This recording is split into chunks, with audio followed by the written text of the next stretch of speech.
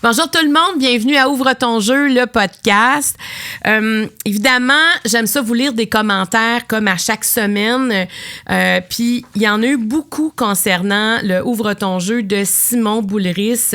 Simon a parlé, entre autres, d'intimidation, l'impact de l'intimidation, comment on réussit à s'en sortir. Et il y a un témoignage que j'ai pas devant moi, mais je vais vous en parler parce que ça m'a... je me suis dit, ça fait œuvre utile ce qu'on fait ici. Simon, en parlant de ceux qui l'ont intimidé, il y en a un qui nous a écrit pour dire, il y a un homme qui nous a écrit pour dire, ben moi, j'étais un de ceux qui a intimidé d'autres personnes, pas nécessairement Simon, mais j'ai été un intimidateur et je le sais que j'ai causé du tort à certaines personnes et j'ai décidé, il dit ça fait longtemps que j'y pense, mais suite au témoignage de Simon Boulris, j'ai décidé de faire la paix avec ça et d'aller rencontrer les personnes que j'ai intimidées pour comprendre l'impact que j'ai eu dans leur vie et surtout m'excuser. Alors, je trouvais ça magnifique comme témoignage de sa part, de nous partager cette réflexion-là. Donc, et je me disais, les personnes, si ça fonctionne, s'ils vont rencontrer les gens qui ont intimidé, j'imagine que ces personnes-là aussi, ça va faire quelque chose, ça va peut-être leur apporter aussi la paix de dire, OK, même cette personne-là, maintenant, regrette le tort qu'elle m'a fait. Ça que je trouvais ça vraiment fantastique de nous partager ça. Alexandre, lui, nous écrit aussi concernant l'épisode de Simon Boulris. Il dit, c'est un homme que je connaissais peu, mais j'ai appris à le découvrir grâce à ce podcast. Sa joie de vivre, son émerveillement, sa spontanéité, sa créativité font de lui une personne fascinante à découvrir. Ce qui m'a le plus interpellée, et sans aucun doute, le passage où il a parlé de l'intimidation qu'il a vécue au secondaire. J'aurais pu dire presque exactement les mêmes choses que lui, ce qui m'a bouleversée au plus haut point. Cette entrevue a fait remonter en moi des souvenirs difficiles, mais aujourd'hui pardonnés. Tout comme Simon, j'avais cette faculté de me dire « Un jour, les choses seront différentes. » Et c'est ce qui est aussi arrivé lorsque j'ai changé de vie et d'environnement à mes 17 ans. Alors, merci Alexandre. On a eu beaucoup de témoignages dans ce sens-là sur l'intimidation. Il y en a pour qui l'après reste quand même difficile, mais même en 2025, il faut continuer d'en parler parce que ça existe encore dans nos cours d'école, encore sur les réseaux sociaux. Donc, il y a des jeunes présentement qui vivent ce que Simon, ce qu'Alexandre a vécu il y a plusieurs années, mais on sait que ça existe toujours.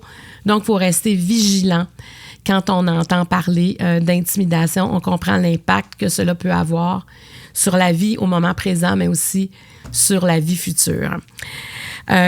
Aujourd'hui, on reçoit, juste avant, je vais vous parler de l'équipe. Après ça, je vais vous parler de la personne que je reçois parce que ça fait longtemps que j'attends cette personne-là. Alors, évidemment, je vais remercier les partenaires. Grâce à eux, vous pouvez regarder ou écouter les podcasts de façon tout à fait gratuite sur toutes les plateformes de diffusion de podcasts. Donc, évidemment, il y a Karine Jonca qui est là depuis le début. Elle vous offre 15 % de rabais sur l'ensemble de ses produits si vous vous rendez sur son site Internet. Et le code promo est « Ouvre ton jeu 15 ». Même chose pour Eros et compagnie. Ils ont 29 boutiques partout au Québec. C'est un accès qui est simple et rapide à leurs produits. Mais si vous voulez faire des achats en ligne, vous vous rendez sur leur site Internet. Ils vous offrent 15 % de rabais. Et le code promo pour Eros et compagnie, eh bien, c'est Rose 15.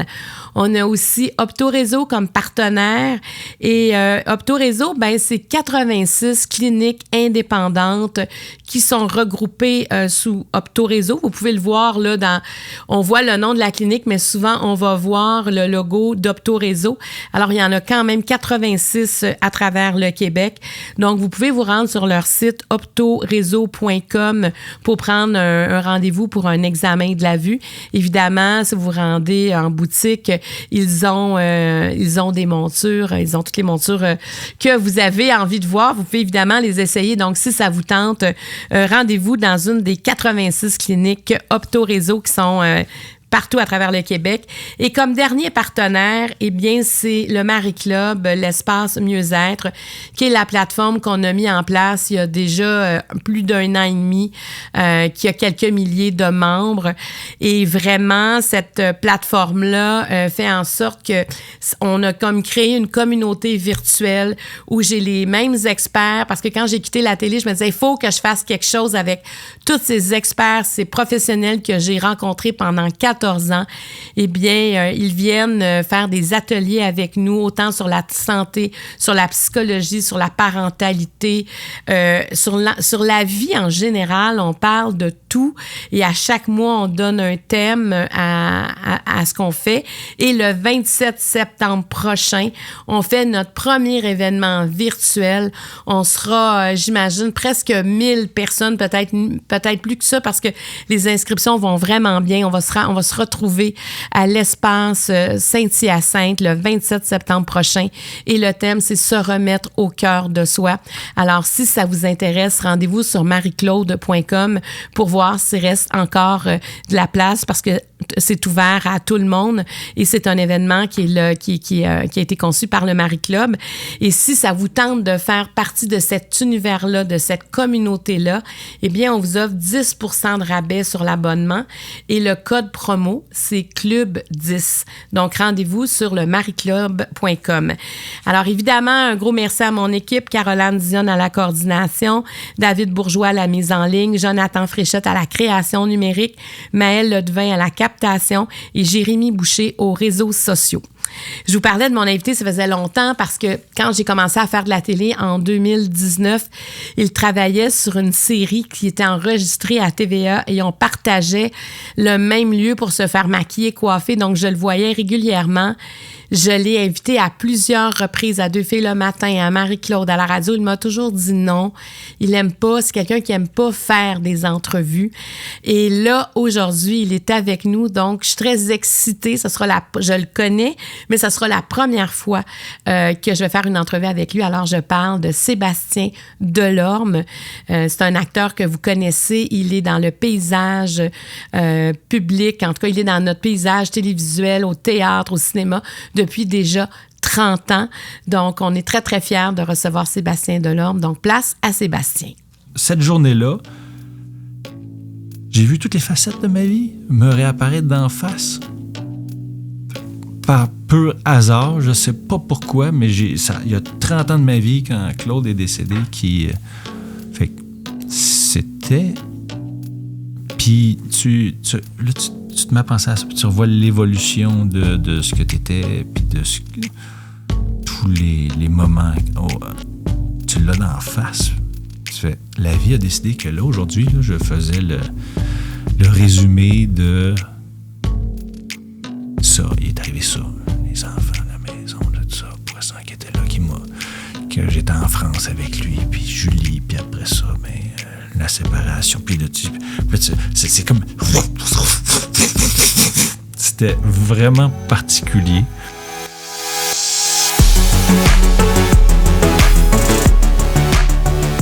Ouvre ton jeu est présenté par Karine Jonca, la référence en matière de soins pour la peau, disponible dans près de 1000 pharmacies au Québec, et par le Marie Club, qui est un espace consacré au mieux-être où on y retrouve plus d'une centaine de classes de maîtres dirigées par des experts, disponibles sur marieclaude.com.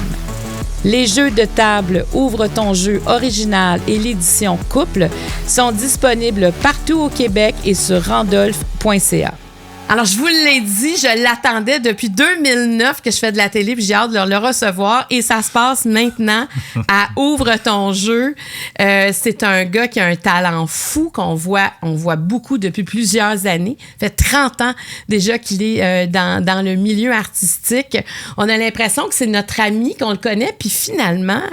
Quand on commence à se dire, mais qu'est-ce qu'on connaît de lui? On connaît pas tant d'affaires. Donc, on va peut-être le découvrir encore plus. En tout cas, c'est mon souhait, puis je sais que c'est votre souhait. Bienvenue, Sébastien Delorme. Allô? T'as-tu envie de quitter ou ça va? Non, ça va. Jusqu'à date, tout va bien. Parce que t'avais envie d'être ici, là, oui. Aujourd'hui. Oui. Et pourquoi t'as envie là, de parler un peu plus que t'as déjà eu le goût? Hey, je me suis dit, le monde change, hein? Est-ce qu'un jour, tu te serais imaginé avoir un podcast? Non.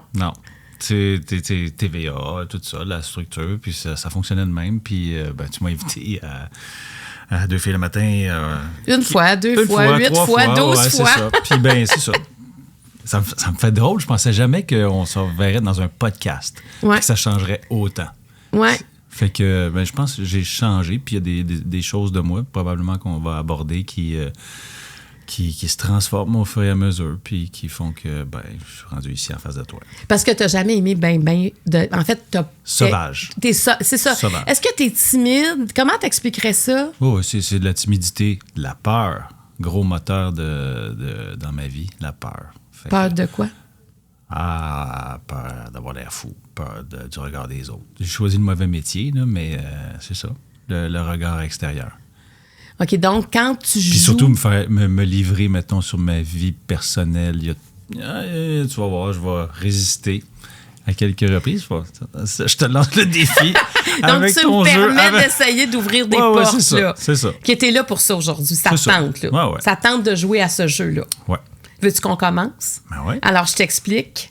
Mais je te remercie encore d'être là. Moi, j'étais bien emballée de m'en venir ici aujourd'hui. Alors, le niveau vert, Sébastien, c'est des questions d'ordre général que je pourrais poser à tous les invités qui viennent devant moi. Le jeu a été fait pour toi. C'est-à-dire que ces questions-là vont se retrouver dans d'autres jeux de d'autres invités, mais ce mélange-là de questions, c'est en pensant à toi qui a été fait. Le niveau jaune, on commence à être plus personnel, ça devient plus spécifique. On dirait qu'on est dans un café de Normand d'Amour là, pour jouer à des jeux de société. Mais tu sais quoi? Normand d'Amour, moi, je suis associée avec lui ici. Humano est associé avec Randolph parce que ce jeu-là, regarde, il y a un jeu pour les couples qu'on te donnera à la fin si tu veux. Oh my God! Puis il y a un jeu vert. Nous, on fait le jeu vert qui est d'ordre plus général. Fait qu'on a fait un jeu pour les couples et pour le dating aussi. Parce que des fois, en dating, c'est un peu embêtant où est-ce qu'on se rend. Donc, ça vient aider la discussion. Tu vois, fait que Normand d'Amour a été le deuxième invité. Puis on a fait une entente ensemble. Fait que c'est pas pire, hein? Donc, dans les Randolph, là, on peut jouer à Ouvre ton jeu. Inspecteur. Oui, niveau rouge, c'est niveau personnel. Okay. Et Ross et compagnie, on parle d'intimité, de sexualité. La question Spaceman, c'est la question pour le Patreon. Et c'est, tu vas voir, c'est une question habituellement qui est toute douce. Et on termine toujours avec la question Opto Réseau. Et ça, c'est une question qui termine bien le jeu. Il n'y a jamais d'enjeu. Ça, c'est ton commanditaire. Oui, mais tu vois, j'en ai 3. Eros, Spaceman, Opto Réseau. Ah, ben oui. Puis on a Karine Jonca. Mais c'est ça aussi le monde du podcast. On a des partenaires. J'ai compris ça. Mais moi, j'adore les partenaires. Ben oui. C'est parce qu'on a les mêmes valeurs, on travaille ensemble. Tu sais, avant, je faisais du financement culturel avant de faire de la télé. Et j'ai toujours aimé... Il y en a qui me disaient, ouais, mais c'est comme si tu quêtais, puis j'étais responsable du financement. Non, pas si tu crois au produit, puis si tu crois à... Si ça partage une partie de ton identité, c'est parfait. Moi, je trouve que ça sera jamais forçant, en plus, à ce moment-là. Non, puis je trouve que ça offre des opportunités. Dire, regarde, on embarquait avec nous, voici ce qu'on vous offre, puis nous, ça nous permet de l'offrir gratuitement, fait que tout le monde est gagnant. Et tu as ton joker, Sébastien. Si dans mes sous-questions, à un moment donné, tu dis, hey, moi, je suis tannée, là. Tu mets le joker, puis je respecte toujours. Quand l'invité met le joker, je passe à une autre question. J'essaie pas de... Alors, je te donne les questions vertes. Tu vas les brasser sur la table et tu vas m'en donner 5. Il y en a... T'en as un petit peu plus que 5 quand même. Fait que tu m'en donnes 5. Je vais te les lire. Je vais te lire les questions. Et tu vas répondre à une question que tu vas choisir. Puis moi, je vais en choisir une aussi dans ce niveau-là. Parfait. Alors, les questions. Comment réagis-tu à l'autorité? C'est drôle, tu viens d'en parler. Quelle importance accordes-tu au regard des autres? Quand je me regarde dans le miroir, je vois. Okay. À quel endroit te sens-tu en pleine possession de tes moyens?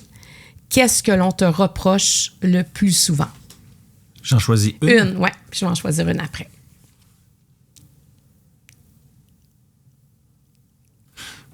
Celle-là.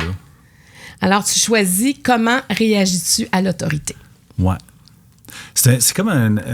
tu sais, j'ai été envoyé au collège privé plus jeune. Puis il y avait...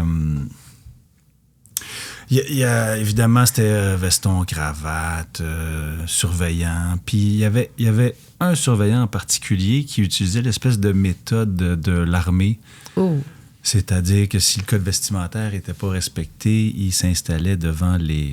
Il y avait des périodes d'études 2 fois par jour, puis il s'installait devant les 300-400 élèves qui étaient là, et puis il pognait un petit jeune de 12-13 ans, puis il l'humiliait devant les 400 élèves, puis les 400 élèves qui étaient un peu traumatisés de ce monsieur-là riaient.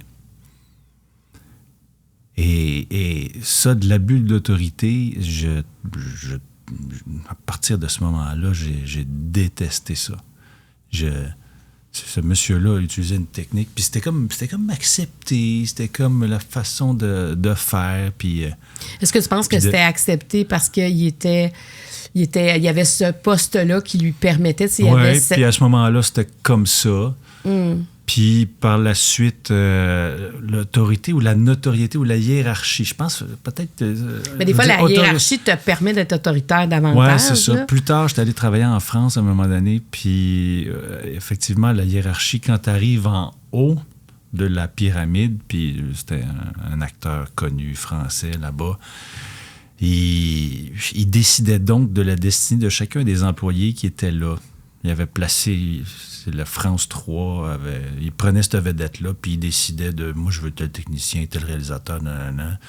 Puis il décide des plans, il décide de qui est là, puis s'il est fâché contre lui, ben, il le sac dehors. Puis j'ai fait « Oh my God, OK, ça marche pas comme chez nous. » Fait que c'est un côté de ce moment-là, c'était dans les années 90 en France. C'est ça.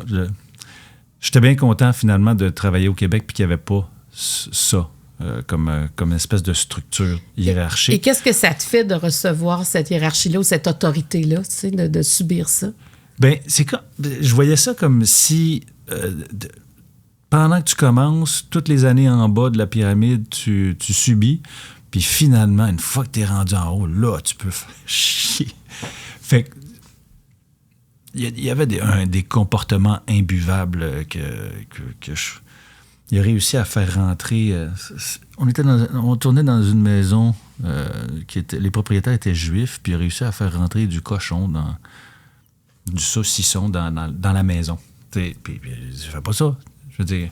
Non. Fait que lui, il avait exigé « Je veux du saucisson. » Lui, il provoquait, dans le fond. Je fais, là. man, est-ce qu'il respecte t'es dans une maison. Mais je peux pas faire ça. Tu vas le faire parce que c'est ce que je t'ai demandé.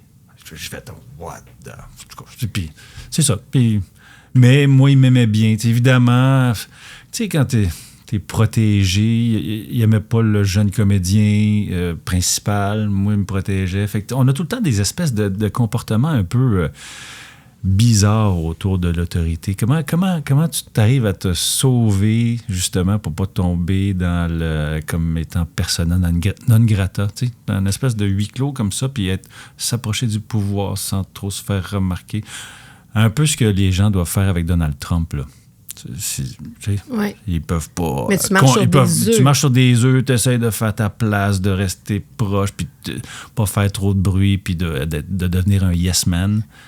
On est rendu en politique américaine, mais c'est ça, mais c'est intéressant. C'est ça. Puis quand tu as eu des enfants, est-ce que ça t'a eu des réflexions par rapport à ton autorité parentale? Oui, jusqu'où? Effectivement, à un moment donné, des fois, quand t'es à bout, tu peux dépasser les bornes dans ton commentaire, puis tu es obligé de te ramener à l'ordre, puis de faire « Non, ça, j'irai pas là, effectivement. » Mais ça sera jamais aussi dictatorial que ce que j'ai vu. Oui, c'est ça. Ouais. Parce que chez toi, tu sentais pas l'autorité parentale. Je veux dire, tu n'avais pas connu ça avant d'arriver au collège. C'est ça. Où tu avais... C'est ça. Mais j'étais capable... L'autorité d'un coach, ça va être correct en sport, qui crie après ou que ce soit pour motiver jusqu'à une certaine limite. C'est ça, mais je pense que ça a quand même beaucoup changé. Avec les années. Là. Tu parles plus aux gens. Y aller par l'insulte, le dénigrement, le fouetter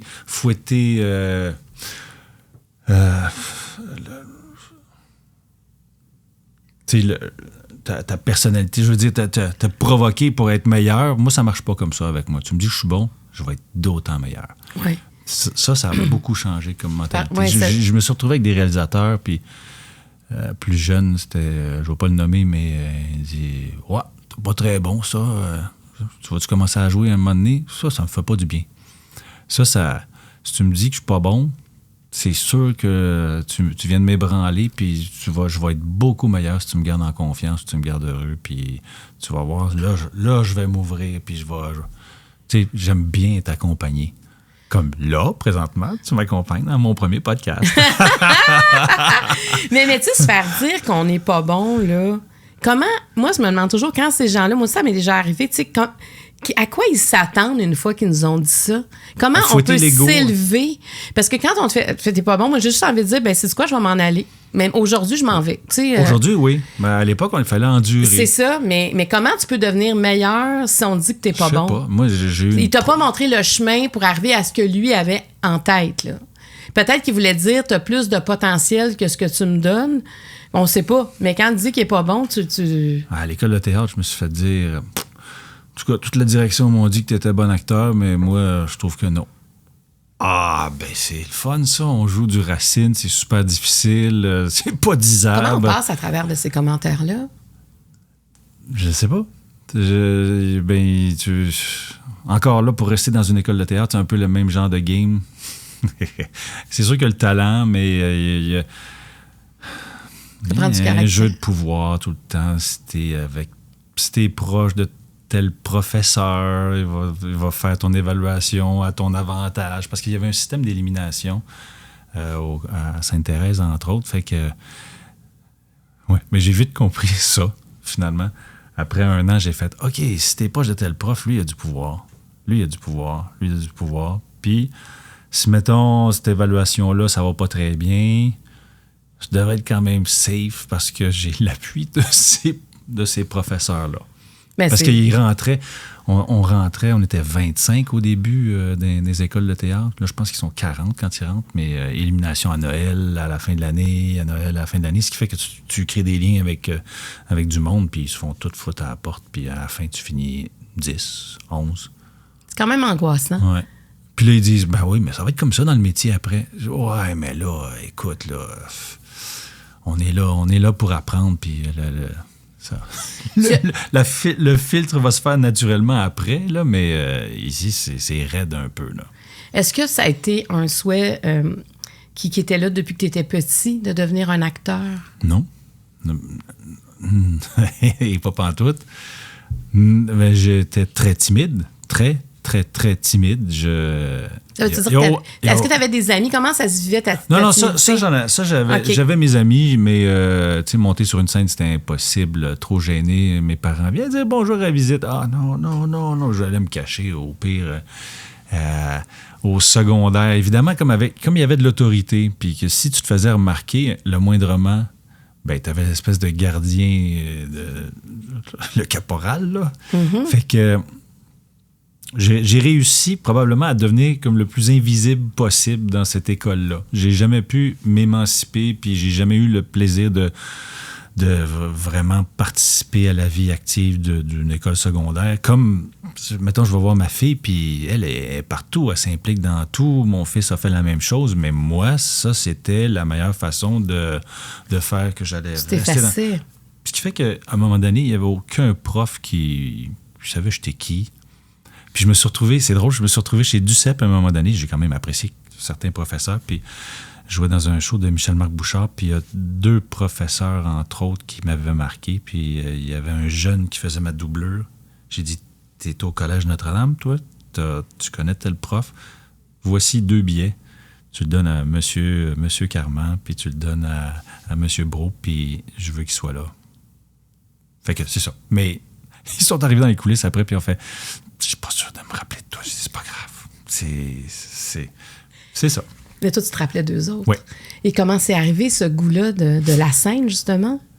Dans la vie, je crois qu'il faut se botter le cul de temps en temps pour qu'il nous arrive des choses. Il faut, provoquer sa peur. Se provoquer pour tasser la peur qui, dans mon cas, était un gros moteur, un empêchement d'aller plus loin. Puis, rendu au cégep, j'ai pris le risque. Faut dire, il y avait le travail de 50 pages à faire sur la pièce de théâtre, ou ben non, jouer dedans. Je me suis dit, ça va être plus facile de jouer dedans. Puis en même temps, ça pourrait être le fun. Puis ce qui m'a aidé pour ma timidité, ça a été de me cacher derrière le personnage, de faire des choses que je ferais jamais, puis de dire, c'est mon excuse, si j'ai eu l'air fou, si vous avez ri, c'est parfait, mais c'est ça. Puis je pense il y avait quelqu'un qui m'avait vu puis qui avait fait OK, lui, il l'a. Puis c'était la responsable du théâtre à ce moment-là. Fait que j'ai fait ah ouais. Fait la pièce, je le sentais qu'il y avait quelque chose. Je sais. Puis vraiment, je te jure, au salut, je me rappelle encore, mes parents sont là, dans la salle. On salue, puis là, j'ai fait Chris, c'est ça que je fais dans ma vie.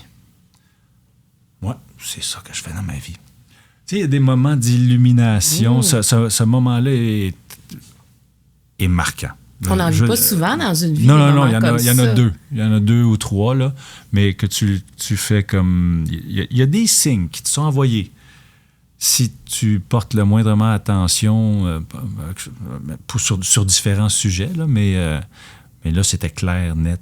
Un moment de clarté. Et ça a été ça tout. Oui, après ça, tout s'est enchaîné. Après ça, oui. Mais ça veut dire que tu as comme existé en 3 dimensions devant tout le monde. Tu as pris ta place à travers un personnage, mais ça a dû te faire du bien d'exister, de plus être comme dans ta tapisserie, tu sais, de t'effacer, mais de dire « je suis là ».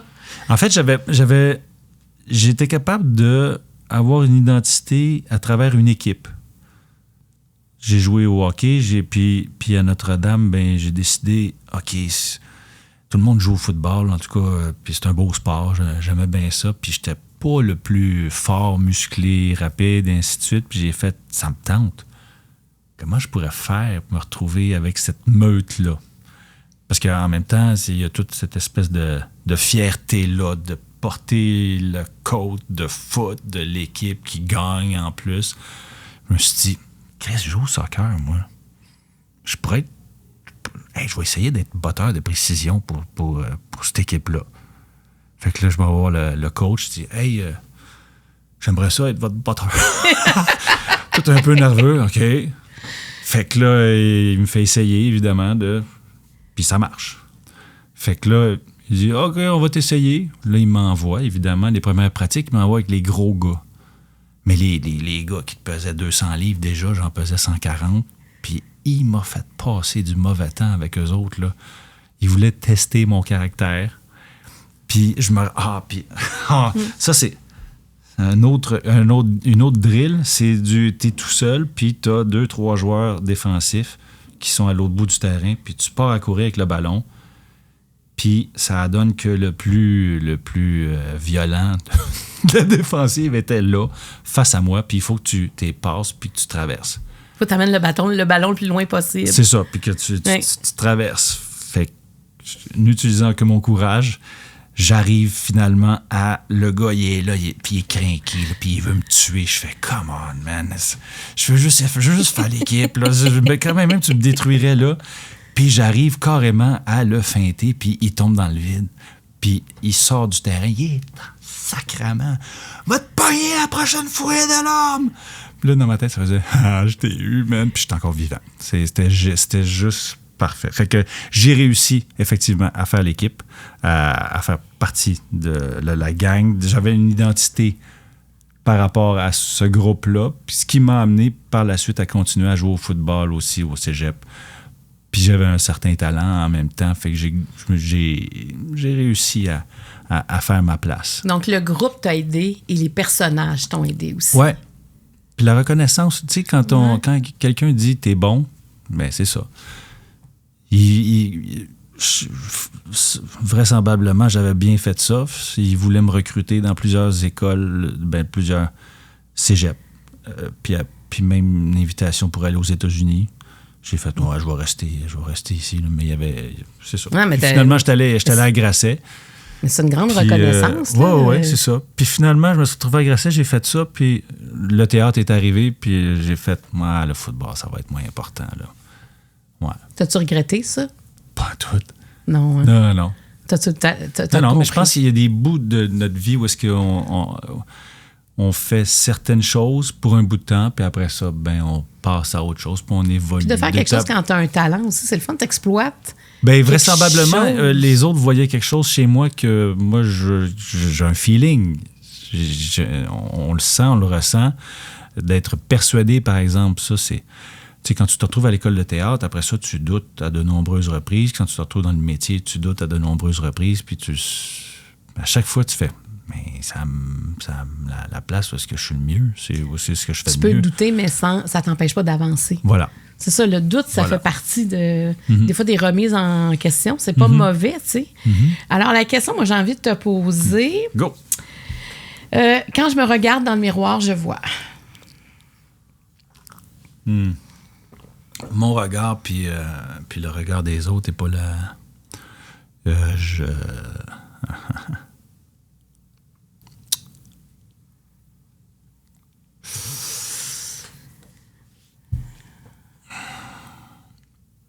Apprendre à être indulgent envers soi. Il existe... on projette l'image du bonheur, l'image de une vie parfaite, il y a des enfants, il réussit, nanana. Dans notre tête, comment on est programmé, des fois, tu fais hey, veux-tu bien me dire? Tu sais, on se dit. Pendant longtemps, je me suis dit qu'il y avait une espèce de petit démon là, qui me disait t'es pas bon, t'es pas capable, tu seras jamais capable, tout ça. Faire taire cette espèce de ça a pris du temps. Il a fallu que même que je m'en rende compte que ça existait, que cette espèce de moteur-là existait, puis d'y dire c'est pas vrai, cette partie-là de moi, ou ce côté extérieur-là, ou cette espèce de regard condescendant qui m'habitait bien trop, c'était pas vrai, puis c'était moi qui me tirais dans le pied régulièrement. Fait que depuis cette prise de conscience-là, c'est de lutter, c'est quotidien, d'essayer d'être gentil avec moi-même, de m'encourager. Ouais. Et tu t'es rendu compte de ça quand tu avais cette petite voix-là qui te sabotait à quelque part? En tout cas, oui, c'est... je pense que... C'est un filtre qui change la vision de la vie, là. Tout à fait. Pas avoir eu ça, probablement que j'aurais réalisé probablement encore plus de choses plus tôt. Ouais, plus tôt. Si toi... Je suis même allé voir... À un moment donné, Guy Jodoin me dit ma belle-mère a fait de l'hypnose. Je dis ouais? On travaille sur la dérape ensemble, puis on était à Québec, puis je pense que sa belle-mère travaillait à Trois-Rivières. Donne-moi son numéro. Je m'en vais me faire hypnotiser, puis je veux éliminer cette espèce de personnage-là que j'ai même nommé. Il s'appelait Kevin. Kevin le saboteur. Mon Kevin, là, j'ai fait aide-moi à faire disparaître ça. J'étais prête à n'importe quoi. Là. Pas que je crois à l'hypnose absolument, mais j'ai fait. Je suis rendu là, je veux. Mais c'est une technique qui est reconnue, là, l'hypnose. Oui, c'est ça. Fait que, ce qui était intéressant de ce moment-là, c'est qu'effectivement, tu mets en image cette espèce de personnage-là qui existe, puis tu l'envoies finalement dans les limbes pour arriver à tes fins. Puis effectivement, je pense que le cerveau fonctionne beaucoup par image. Plus tard, tu vas voir, je vais t'en reparler là, sur l'espèce des impressions qui sur le cerveau, du moins, une espèce de langage en image. J'ai l'impression de voir des choses, puis en tout cas, tu vas voir, au fur et à mesure, on va en reparler, puis il y a comme un cinéma, effectivement, qui se fait. Donc, j'ai matérialisé cette image-là, puis je l'ai sacrée au vidange. Ça fait à de nombreuses reprises. Mais ça fait pas si longtemps, dans le fond, là. Non. C'est assez récent. Est-ce que tu as l'impression que les gens autour de toi se rendaient compte qu'il y avait quelque chose? Non, fait que tout se passait à l'intérieur. Oui. Et ce Kevin-là t'a accompagné toute ta vie, dans le fond. Pas les dernières années. C'est ça, mais jusqu'à ce moment-là, depuis que tu te Évidemment, souviens... des psys aussi qui m'ont aidé pour ça, là, mais ouais, c'est le travail d'une vie, de prendre confiance. Écoute, je traite même pas mes amis des fois comment je me traite moi-même. Là, je suis des fois... Ton langage intérieur est dur. J'étais pas fin avec moi, là, mais je ferais jamais ça à mes chums, là. Puis aujourd'hui, comment tu te parles? Comment à l'intérieur de toi? Je suis conscient, puis je m'encourage. Je fais « Hey, t'es bon. T'es nerveux, c'est normal. » C'est parce que quand je deviens nerveux, je deviens méchant envers moi-même. Fait que tu vas être capable, t'as assez de métier, t'en as vu d'autres. Tu sais, des affaires de la même.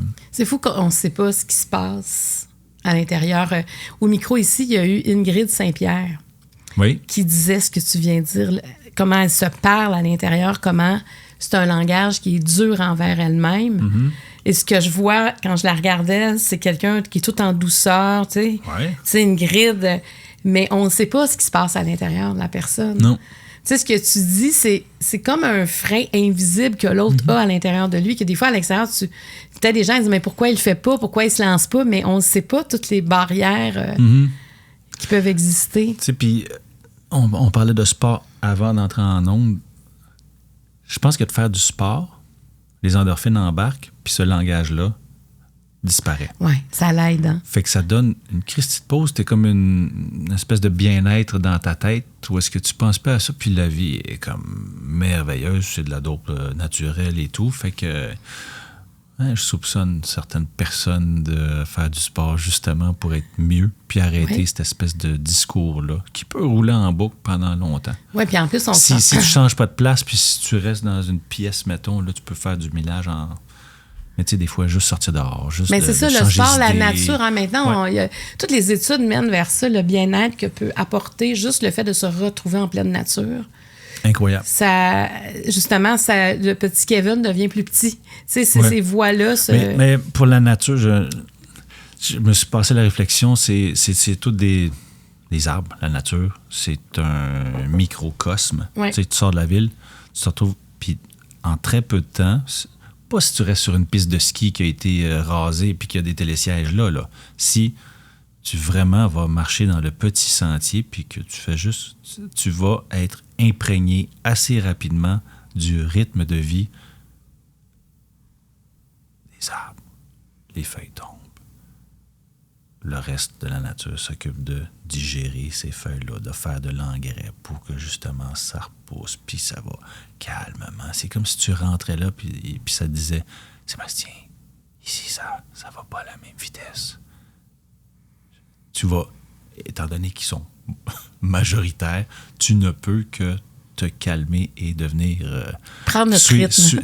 Suivre le rythme. Ouais. Tu sais, dans Le Seigneur des Anneaux, il y avait des arbres qui marchaient, là, mais c'est un peu comme ça que ouais. Je me suis jamais acheté de chalet, par exemple. Mais l'an dernier, j'ai travaillé tellement fort sur Indéfendable, des procès en plus finés, je les enchaînais, puis j'ai passé un été à apprendre du texte. À un moment donné, j'ai fait « Je suis plus capable ». Après avoir braillé, j'ai dit à ma blonde « OK, là, on s'en va. Je suis plus capable, on s'en va se promener, on va faire un hike. » Puis « Please, dis oui. » Pas de problème. Puis ça a réglé beaucoup de toute l'anxiété, puis de... Ouais. On est dans la performance quand même, hein?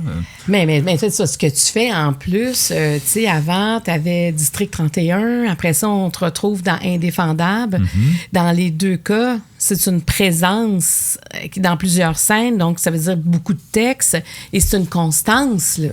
C'est que ça, une fois que le train est parti, faut que tu te rendes à la gare finale, là. Puis ça fait longtemps que je fais ça. Ben, ça fait combien d'années que tu roules comme ça? Pour les quotidiennes, je vais approcher bientôt le 10 ans. Le 10 ans. 10 ans à 100 jours de tournage et plus par année. On approche 1000 jours de tournage. Je suis choyé, là. Oui. Je suis choyé. Mais on peut comprendre la pression que tu as à l'intérieur. De performer, puis d'être présent à la télé 4 soirs semaine, puis que de bouffer du texte Des fois, c'est 100 pages de texte par semaine. Comment on fait pour apprendre 100 pages de texte par semaine? Je sais pas. J'étais à l'école de théâtre, puis je répétais une scène de théâtre qui durait 5 minutes, puis j'avais 8 semaines pour le répéter, puis j'étais là, « Hey, c'est tough! » Puis là, je m'enchaîne un film par semaine. Puis là, tu apprends ça, puis tu arrives à le placer avec bien les évidemment, autres. j'ai une vie de moine. Fait que je peux plus jouer au hockey de un parce que si je me pète une clavicule, tu peux pas te blesser. On est dans la continuité directe, fait que je peux pas faire des affaires dangereuses. Mes producteurs seraient malheureux ou m'en voudraient, tu sais. Ça, puis la mémoire, ben c'est vraiment une discipline, puis là t'apprends effectivement sur. Je me suis amusé à checker c'est quoi les techniques de mémorisation. Il y a vraiment des compétitions de mémoire. Ça m'a intrigué. Puis j'ai développé ma propre technique. Je sais que moi, en 3 séances, je vais être capable, je défriche. Après ça, deuxième fois, je vais m'enregistrer et écrire le texte. Puis j'ai développé une espèce de langage pictogramme où ce sont des images. Un procès, c'est un marteau.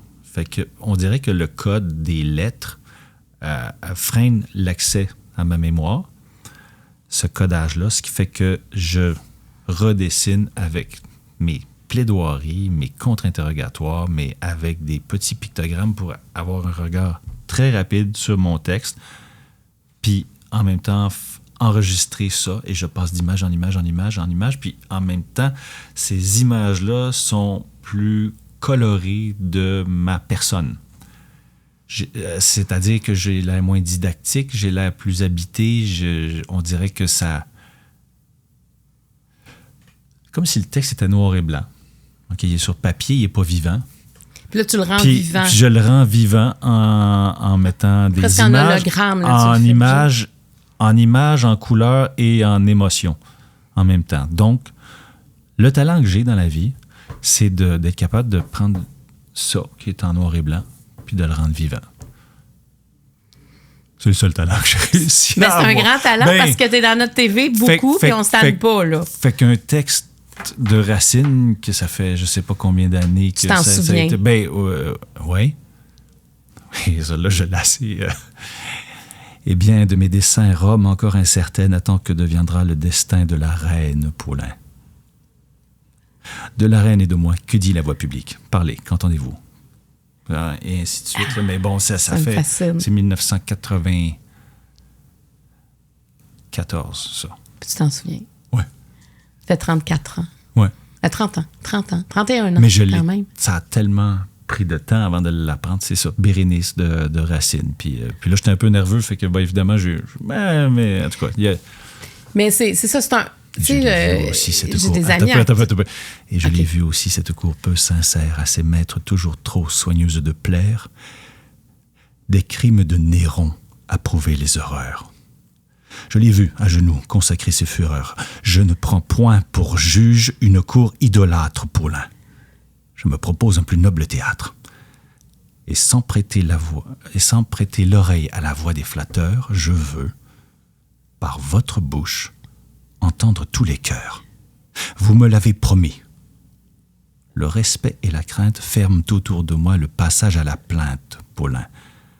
Pour mieux voir et pour entendre mieux, en tout cas, c'est ça. Puis, tu sais, la difficulté... On a du Racine. On a du Racine, puis c'est la partition probablement la plus difficile à jouer quand t'es comédien. Ça rime.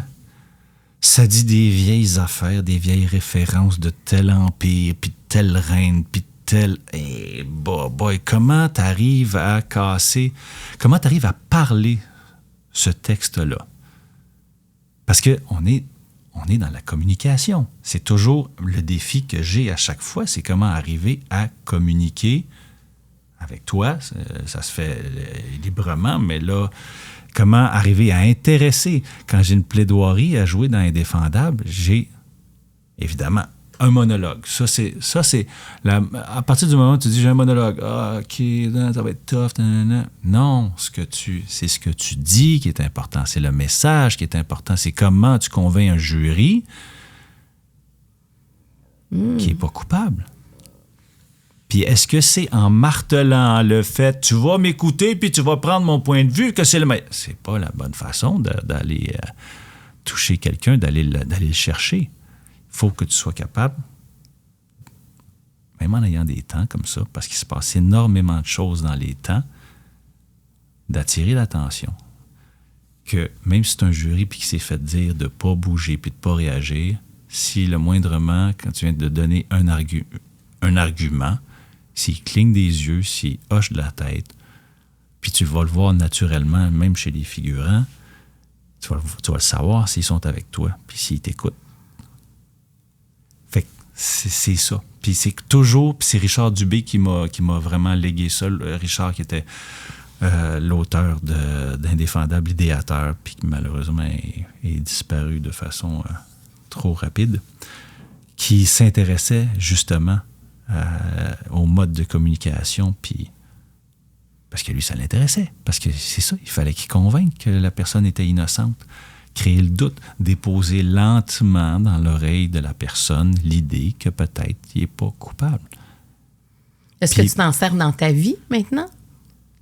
Bien, effectivement, ça a fait sa place. Ouais. Tu sais, des fois, on a beau parler vite, on capte pas. Mais si tu es capable, justement, d'amener la personne à connecter avec toi, puis c'est ça qui est... Tu sais, en quelque part, c'est comme ça qu'on laisse sa trace, tu sais, dans la vie, je pense. Sais-tu les exploits que tu as réalisés? Sais-tu ce que tu as fait? Ou c'est plutôt les moments que tu as passés avec quelqu'un et tu as partagé ces moments-là, puis il y a eu un échange. C'est de ça dont on va se rappeler. Oui. C'est ça. Le reste... C'est la trace qu'on laisse. Tu sais, t'en as gagné des prix, des statuettes, des affaires de même. Qui s'en rappelle 24 heures après? 1 an après? 2 ans après? Hey, le Gémeaux de... Bon, c'est le fun. Pendant mais le moment... C'est ça, mais le moment... Mais c'est tout ce que tu as fait pour arriver là aussi. Oui, oui, mais je suis persuadé qu'au bout de ma vie, ce dont on se rappellera, ce sera les moments passés. Les expériences. Et non pas un CV. Non. Tu pars pas avec ça.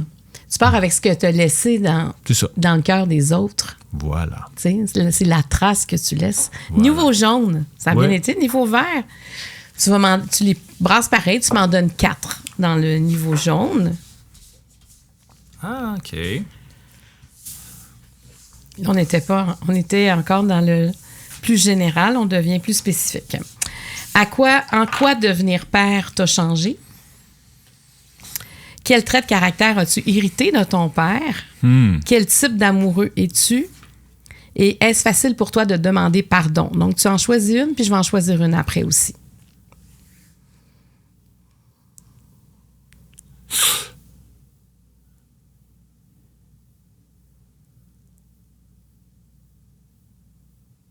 On va y aller avec ça. Celle-là? Ouais. Donc, quel trait de caractère as-tu hérité de ton père?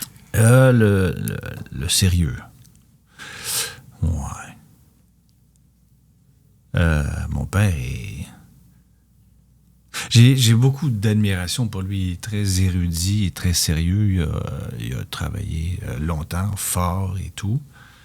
Puis, j'ai hérité de lui. Mais dans le sens de la structure, structure mentale, comment dire, il s'est dévoué corps et âme. Puis mon père était médecin. Et en fait, je le trouvais très, très sérieux, puis exigeant envers lui-même. Envers nous autres aussi, ça paraissait pas trop, mais puis surtout tellement brillant. Écoute, il est capable de... on va poser pour le fun une question à ChatGPT, puis ChatGPT va se tromper, puis mon père va avoir raison sur lui. ChatGPT a bouffé je sais pas combien d'informations aussi à travers le monde, puis lui, il va le battre, tu sais. Fait que ça, puis être médecin, c'est sûr, c'est une bonne job, c'est des études, tout ça, c'est évidemment, tu peux faire des sous avec ça, mais avant tout, puis je sais pas si ça existe, c'est que tu es une personne aidante. Mm-hmm.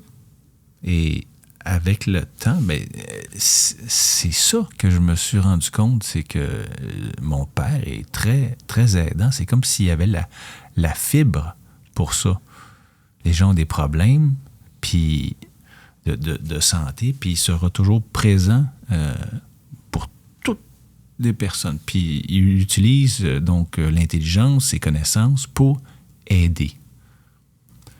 Il est venu d'un milieu, il n'y avait pas beaucoup d'argent et tout. C'était important la réussite pour lui. Puis il l'a fait. Il aurait pu avoir même une carrière internationale puis devenir un des plus grands chirurgiens. Je pense qu'il y avait énormément de talent pour ça, mais il a décidé de choisir la famille. Puis on est finalement resté à Montréal, mais il aurait pu aller travailler en France. Je me suis retrouvé en France pendant 1 an et demi, justement, parce qu'il était en stage avec le plus grand chirurgien plastique de la planète à ce moment-là. Là. Voilà. Fait que j'ai hérité de sa rigueur aussi. Ouais. Est-ce que ça met la barre haute, avoir un père comme ça? Tu sais, je suis content d'avoir un côté rebelle. Parce que j'avais pas le talent pour faire ça. Je sentais qu'il y avait une pression pour que j'aille une job libérale quelconque. Mais j'ai été content de vraiment m'écouter, d'avoir le guts, puis de revenir un peu à ce qu'on attendait de moi. Puis j'ai décidé à un moment donné de devenir comédien. Puis c'est moi qui décidais. Ça t'a fait du bien, ça? Oui, de m'affranchir de ça. Mais assez rapidement. Là. Tu sais, j'avais pas d'idée de ce que j'allais faire. Puis à un moment donné, ça a fait. Mais là, suite à mon salut au théâtre, j'ai fait, mais c'est ça que je m'en vais faire. Le doute s'empare d'eux autres, de mes parents, puis ils font, t'es sûr, c'est ça que tu veux faire? Ouais, je vais essayer. Ils ont été bons d'accepter ça. Je pense qu'aujourd'hui, ils vont me dire que j'ai eu raison, là. Mais à l'époque, c'était pas évident d'accepter ça. Mais. Te souviens-tu la première fois qu'ils sont allés te voir puis ils ont dit OK, on vient de comprendre pourquoi? Puis ça, justement, à Grasset, puis la première de Lucrèce Borgia au théâtre Denise Pelletier, puis c'est la grande finale, puis là, moi, qui est ma mère, puis là, Lucrèce Borgia finalement m'annonce qu'elle est ma mère. Mon père est stressé au bout, puis quand il y a un grand moment de silence, s'il est tellement nerveux qu'il casse le programme qu'il avait roulé dans ses mains, dans un... Je fais...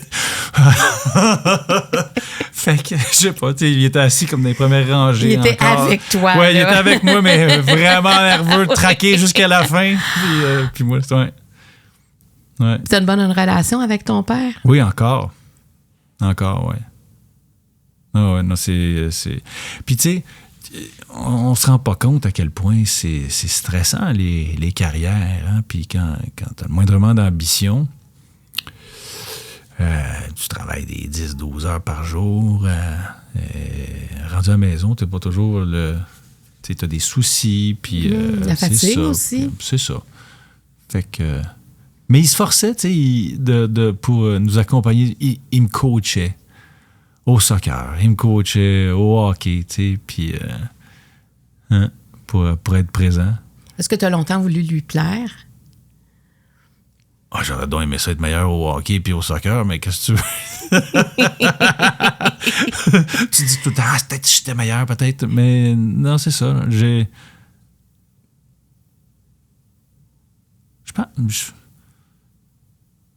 pense que... Ouais, mais on veut tous plaire à nos parents. Là. Ouais, mais là, quand c'est ton coach, là, tu tombes à un autre niveau. Oui. Tu sais, des fois, ça peut être angoissant. Mais en même temps, j'ai fait, ça me gêne que ce soit mon père qui soit là. Fait que, tu sais, j'étais plein de bonne volonté. En même temps, tu fais, par rapport aux autres. Les autres, ils trouvaient ça cool. Hey, c'est ton père qui coach. Il n'y avait aucune notion de soccer, mais c'était comme devenu à la mode. Il y avait le Manic qui était à Montréal. Puis là, le soccer, il y a comme une explosion. Ce que je me rappelle qui était cool, par exemple, c'est que mon père avait un vieux station wagon. Puis on embarquait peut-être toute l'équipe ou la moitié de l'équipe à se pris dans le char. Puis Puis là, la vitre se descendait en arrière, puis évidemment, t'avais comme 12 kids qui criaient comme des déchaînés, puis... T'avais-tu un banc à l'envers en arrière? Ben, qu'on baissait, oui, puis ça glissait, là. Ouais, nous, on avait un station, avec une barre, c'est comme en faux bois. Ouais, c'est ça. Puis moi aussi, mes amis embarquaient, c'était aller le au party. ciné-parc là-dedans, c'était quelque chose. Écœurant. Ah non, c'était vraiment cool. C'est que ça, c'est des bons souvenirs. Ben oui. Donc, le côté que tu as hérité de lui, c'est ton côté sérieux. Donc, sérieux dans ce que... Structure, une réflexion intellectuelle, je pense, qui m'aide, entre autres, pour Indéfendable.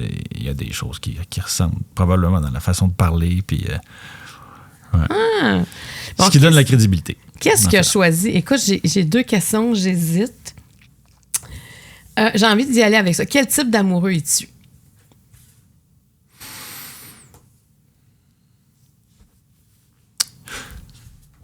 Ce que je recherche en amour, c'est... Je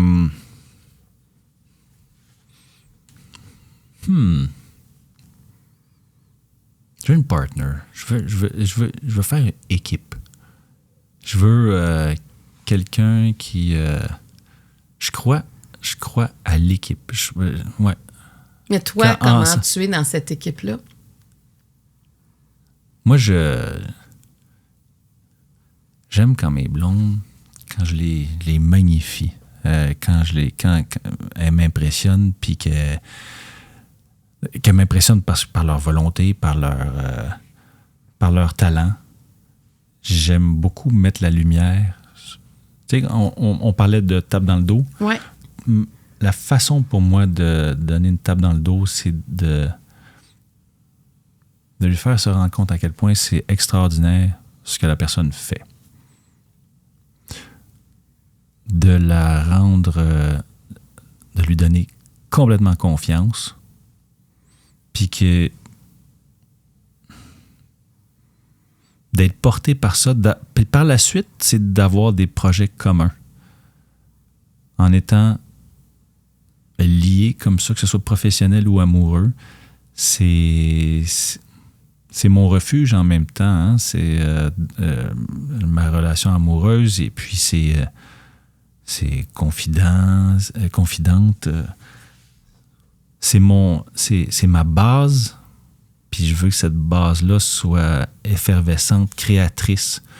Je veux qu'on puisse échanger des idées, des projets, qu'on puisse brainstormer, qu'il n'y ait pas de jugement, qu'on puisse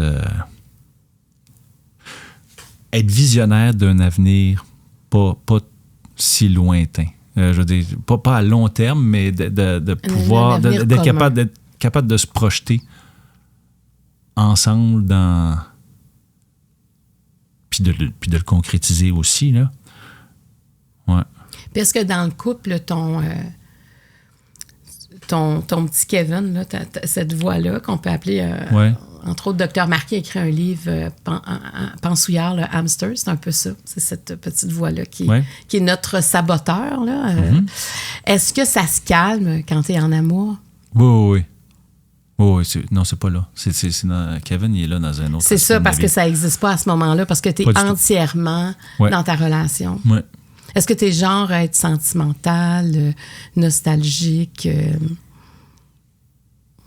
As-tu des cadeaux? Tu as à manger? Oui, ben oui, à manger, se payer la traite, sortir. Tu sais, j'ai un scooter, mettons, là, puis quelle merveilleuse façon de se promener ensemble, collés, l'un sur l'autre, quand il fait beau, à travers la ville, de triper, d'aller pique-niquer, d'aller au restaurant. On dirait Alexandre Jardin, quand tu me parles, quand il écrivait ses premiers livres, cette espèce de liberté amoureuse. Là. Ouais. T'essayeras ça, ce côté avec ton chum. Non, mais... Il va me demander, ça va-tu?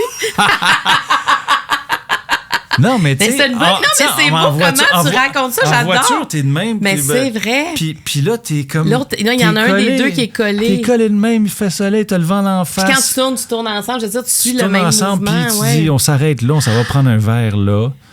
Être des jeunes amoureux, de se laisser porter par où est-ce que tu vas, puis ça peut être de même à travers le monde entier, là. Tu sais, c'est comme... Il n'y a rien qui t'arrête. Fait que effectivement, des petites pensées, faire plaisir, aider l'autre. Ouais. Coller.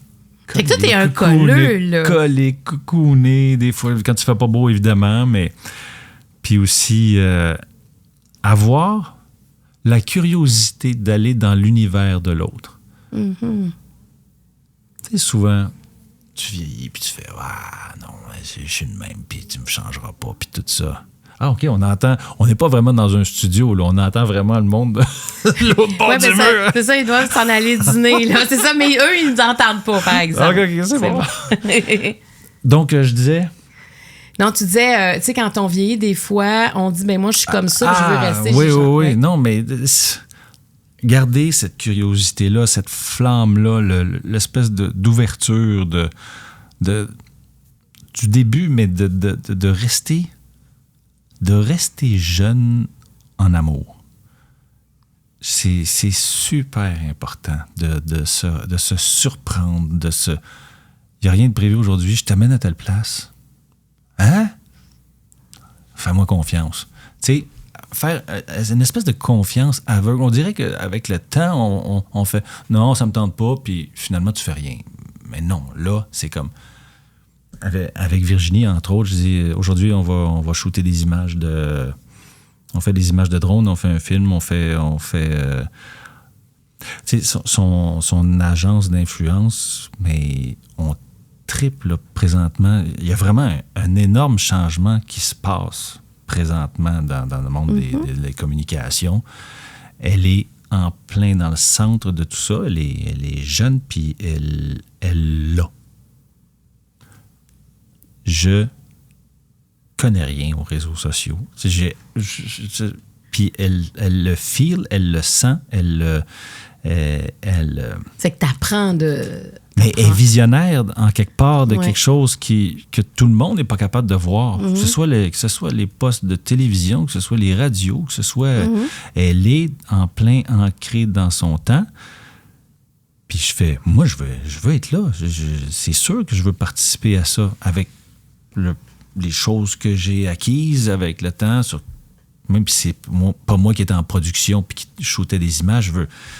Let's go, on s'équipe de micros, de drones, de tout ça, puis on trippe. On trippe, puis on crée. Ouais, ben oui, on crée. Oui. Et puis vous êtes comme à jour, là, vous êtes on là. est à jour, puis je me suis dit, mon défi l'an dernier, les premières fois que j'ai fait les apparitions sur TikTok et Instagram. Ça a fait jaser, là, tes ça a fait jaser. Images.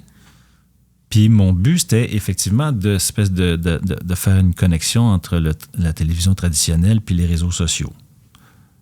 Ça fait réagir parce que les gens ne veulent pas nécessairement, les gens ont peur, ils se disent c'est n'importe quoi. C'est pas n'importe quoi. Olivier Primo a publié quelque chose ce matin, comme quoi le marketing d'influence a dépassé le marketing traditionnel cette année. On parle de 33 milliards de dollars. Ce qui se passe là, puis j'ai l'impression d'être là-dedans, d'être un peu... Je sais qu'au début, on a ri de moi. Je ne sais pas si on a ri de toi, si on était étonnés. Parce que tu es tellement discret, justement. Puis, tu sais, les images étaient super belles. Tu avais l'air complètement d'un homme libre. C'était comme... on disait, est-ce que c'est une campagne... tu vas annoncer... De publicitaire. Est-ce que, tu sais, souvent, dans ces choses-là, il y a de quoi qui attire l'attention, puis après ça, il y a une suite. Alors, moi, je m'attendais à une suite. D'après moi... j'aurais bien aimé ça. Je voyais un crescendo, tu comprends, là, mais moi, je n'ai pas ri. J'étais juste étonnée de voir ça. J'ai carrément utilisé un langage TikTok ou Instagram que d'autres influenceurs vont faire. Fred Robichaud, pour ne pas le nommer. Puis j'ai fait, ça marche, je vais le faire. Effectivement, ça attire l'attention et tout. Pour nous autres, on fait comme, donc, c'est ça ne peut pas que ça fonctionne. Oui, ça marche. C'est tous des modes, des trends qui sont vraiment... Ça va changer, là, ça va complètement se transformer, mais pour le moment, c'est ça qui attire effectivement. C'est ça, moi, j'ai une plateforme complètement numérique, là, qui n'est pas du tout à la télé, qui n'est rien. On est des milliers de membres, là. Ah oui? Puis c'est exceptionnel. C'est ce qu'on vit là, dans cette communauté-là. Puis tout à fait. Ça répond à des besoins ciblés. On a des vrais experts, des vrais spécialistes qui sont avec nous. Puis, tu sais, on va faire un gros événement présentiel. Puis, on en a à peine parlé, puis on avait déjà presque 1000 inscriptions, tu comprends? Il y a comme les gens créent leur propre univers. On est dans ça présentement. On a notre propre chaîne. Notre propre chaîne de télévision. Mais oui. Tout à fait. Et on est responsable du contenu. Les partenaires financiers font la même chose. Ils vont aller là où ils ont une clientèle potentielle. Bien, d'autant plus que c'est ciblé. Ouais. Tu vois les chiffres tout de suite. Oui. Tant d'hommes, tant de femmes, de tel âge à tel âge. Puis tout le monde est gagnant au bout de tout le monde est ligne, gagnant. Le publicitaire ou le partenaire financier arrête de mettre son argent pour des grosses campagnes. Mettons un panneau sur l'autoroute où tu ne sais même pas qui va finalement consommer son produit. Si, mettons, tu t'adjoins à Sébastien qui... Puis j'ai été surpris de voir les chiffres où est-ce que tu as du monde sur une trentaine d'années qui vont me suivre, qui est mon groupe majoritaire de personnes, c'est-à-dire que de 25 à 55 ans, c'est ça. C'est ça, les gens qui me suivent. Tu sais, je pensais que j'aurais une tranche d'âge qui serait juste mon âge à moi et tout ça. Ben non. C'est des femmes en majorité. Si tu es un producteur, si tu es un annonceur, tu te dis, ben, c'est cette clientèle-là à qui je veux vendre de quoi. Les chiffres sont à l'appui. C'est ciblé. Je me suis dit aussi, la télévision traditionnelle, si elle était capable d'avoir une publicité ciblée pour son auditoire, je me suis dit, si, effectivement, tu sais, là, on est sur notre téléphone puis on dit, on accepte les cookies. Oui. Si, mettons, la télé, comme ça, tu acceptes les cookies, puis donc tu laisses des traces, et donc des traces de ce que tu aimes, et si tu avais effectivement des publicités qui t'étaient envoyées sur des choses que tu consommes toi, hop! La pub arrive, puis c'est des affaires de sport expert. Bon, pour Sébastien. Moi, ça serait des chaussures. Ce serait des chaussures. T'en aurais... Non, mais je sais, mais Puis là, au bout de 3 fois, tu fais « OK, là, je suis tanné, là, je vais consommer les chaussures. J'aime ça, les chaussures. Puis comment ça se fait que c'est dans ma TV? » Ce serait une façon de sauver la télévision traditionnelle, il me semble, puisque de toute façon, ça passe à travers le même maudit câble, qui appelle ça de la télé, c'est de l'Internet, alors que si je le regarde sur ma grosse TV, c'est la même chose. On vit tous le même monde. Oui, mais là, tu as optimisé. Oui. En fait d'annonceur, là, tu vas chercher directement ceux... T'arrêtes de perdre ton temps avec les autres. T'en as pour ton argent. Ta pièce que tu as investie et qui est beaucoup moins chère que dans une pub que tu aurais mis, elle est exponentielle. Bon, pas exponentielle, mais multipliée par 5, mettons. C'est plus rentable. C'est beaucoup plus rentable. Et ça, c'est à la question quel type d'amoureux es-tu, là? Ouais, mais c'est parce que c'est ce que je suis en train de développer, ça avec Virginie. Mais de rencontrer Virginie, qui est quand même plus jeune que toi, qui fait quand même partie d'une autre génération que la tienne, qu'est-ce que ça... Justement, là, tu découvres ça. C'est comme un pont, à quelque part, entre deux générations, deux personnes qui s'aiment, tout à fait, mais qui ont quand même une expérience différente, une réalité dans laquelle ils ont grandi qui n'est pas tout à fait la même. Est-ce que ça donne de la force d'unir ces deux univers-là? Tout à fait. Mais elle est dedans, elle le feel. Moi, j'ai une autre expérience, j'ai une notoriété quelconque, puis on unit nos forces vers l'aventure. Je sais même pas, tu sais, au Québec, ça marche-tu, ça va-tu pas marcher? Je vais essayer de rentabiliser tout ça. Parce que là, puisqu'il y a un manque à gagner, il y a un manque à gagner maintenant en télévision. Je suis obligé de développer comme un autre créneau. Mais là, tu tripes à faire ça. Ben oui. Tu tripes à faire ça avec ta blonde aussi. Tu sais, je me suis booké un voyage pour justement aller faire « Hey, venez-vous-en avec Sébastien Delorme, on s'en va visiter, on s'en va au Bahamas, on va shooter des images. Je me suis acheté un drone, je m'en vais nager avec les requins, je vais produire. Ouais, c'est ça. Puis je vais me retrouver à conduire, mettons, une voiture donc anglaise, donc je conduis à droite. Je dis, ben, en venant ici, c'est ça qui arrive. Fait que là, on passe à la route, puis on va voir ce que ça donne. Puis il faut, j'espère, filme-moi, on va voir on va essayer de ne pas avoir d'accident. C'est des trucs de même. Tu t'embarques dans le... Je fais découvrir des choses à travers mon regard, mes expériences. Mais la force de tout ça, c'est que tu parles directement aux gens individuellement. Oui. C'est ça la force, moi, je trouve. C'est ça. T'sais, moi, ma plateforme, ce que je trouvais, c'est que je fais beaucoup de choses que je faisais en télé, sauf que là, je parle au monde pour vrai. Oui. C'est ça. En plus, on fait des... Comme hier soir, on faisait un Zoom, là. Mm-hmm. Ben, je peux dire à quelqu'un qui lève sa main, OK, tu rentres, tu t'en viens sur la scène avec moi, puis on se parle, là. Mm-hmm. Moi, je suis capable de faire ça. C'est comme si je rentrais dans la maison du monde. Puis moi, ils sont chez nous aussi. Et cette proximité-là, puis, tu sais, comme toi, les gens, ils te font confiance. Oui. Donc, quand tu vas parler justement de tes voyages, ils vont te faire confiance. Ils vont te dire, ben je vais faire le même voyage que lui. Tu sais, il y a... Ben. Et c'est ça qui est fort. Puis je trouve que c'est ça qui donne un sens à nos carrières aussi, d'aller chercher la notoriété. La notoriété t'emprunte en même temps la vie de... Hey, il me fait triper. J'ai le goût de faire... Ça m'inspire. J'ai le goût de faire... J'ai le goût de voyager comme lui. J'ai le goût de faire ça. Si je peux me le permettre, je vais y aller moi aussi. C'est ça, t'empruntes le mode de vie, t'empruntes le... Oui, mais ça... Mais c'est que tu sors du personnage. T'es tout le contraire. Là. Mais tu sais, on parlait de communication tout à l'heure. Tu sais, comment communiquer? Tu m'as dit, t'as l'impression de parler directement aux gens. Oui. Moi aussi, on revient à ça quand je plaide, mettons, puis qu'il faut que j'intéresse le monde. Ben c'est ça. On est dans un mode de communication qui change, qui a plusieurs... Avant, on faisait semblant de ne pas voir le monde. Tu sais, moi, m'adresser à une caméra directement comme ça, c'est un peu étrange. OK? Je suis tout le temps habitué de faire semblant de « Oh, le collègue est là, il faut que... » Mais maintenant, je peux le faire, puis je vous parle. Ça évolue, c'est ça. Oui, il faut apprendre à parler tout seul devant une caméra. Moi, c'est ça que j'ai trouvé dur. C'est weird, t'es tout seul devant la caméra, tu dis là, ils vont-tu s'endormir? Sont-ils en train de bailler? Tu te poses plein de questions.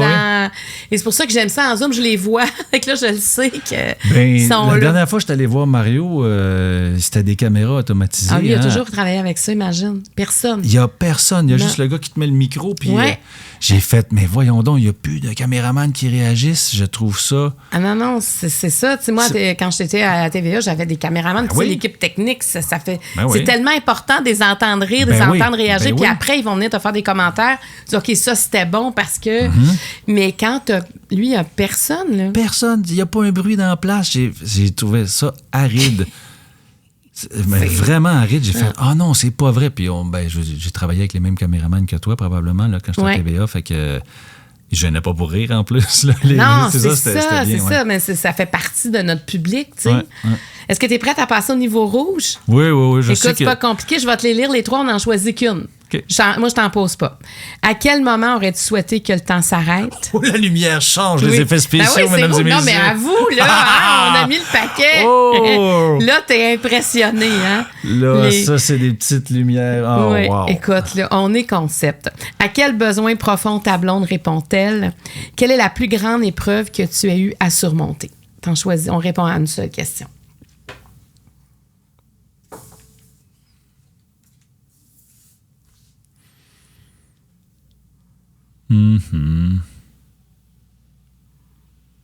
Celle-là. Oui, ça me fait pleurer. Ça, c'est sûr. Celle-là? Mais oui, la plus grande épreuve que tu as eu à surmonter, c'est toujours... ouais.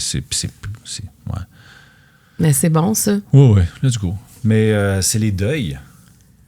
Dans une vie, quelle est la plus grande épreuve que tu as à surmonter? Les deuils. Mais moi, je suis incapable de vivre des deuils.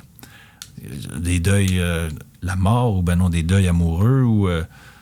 Tu sais, depuis que je suis petit, moi, quelqu'un qui fait juste s'en aller dans un avion, je pleure. Je pleure, mais Les départs. Les départs. Je sais pas pourquoi, mais je connaîtrais même pas la personne dans un salon funéraire. Je rentrerais là, puis il y aurait des hommages. C'est sûr que je suis atteint, puis dévasté, puis que ça me coule, là, puis tout. Je sais pas pourquoi, les départs. C'était quel le plus difficile?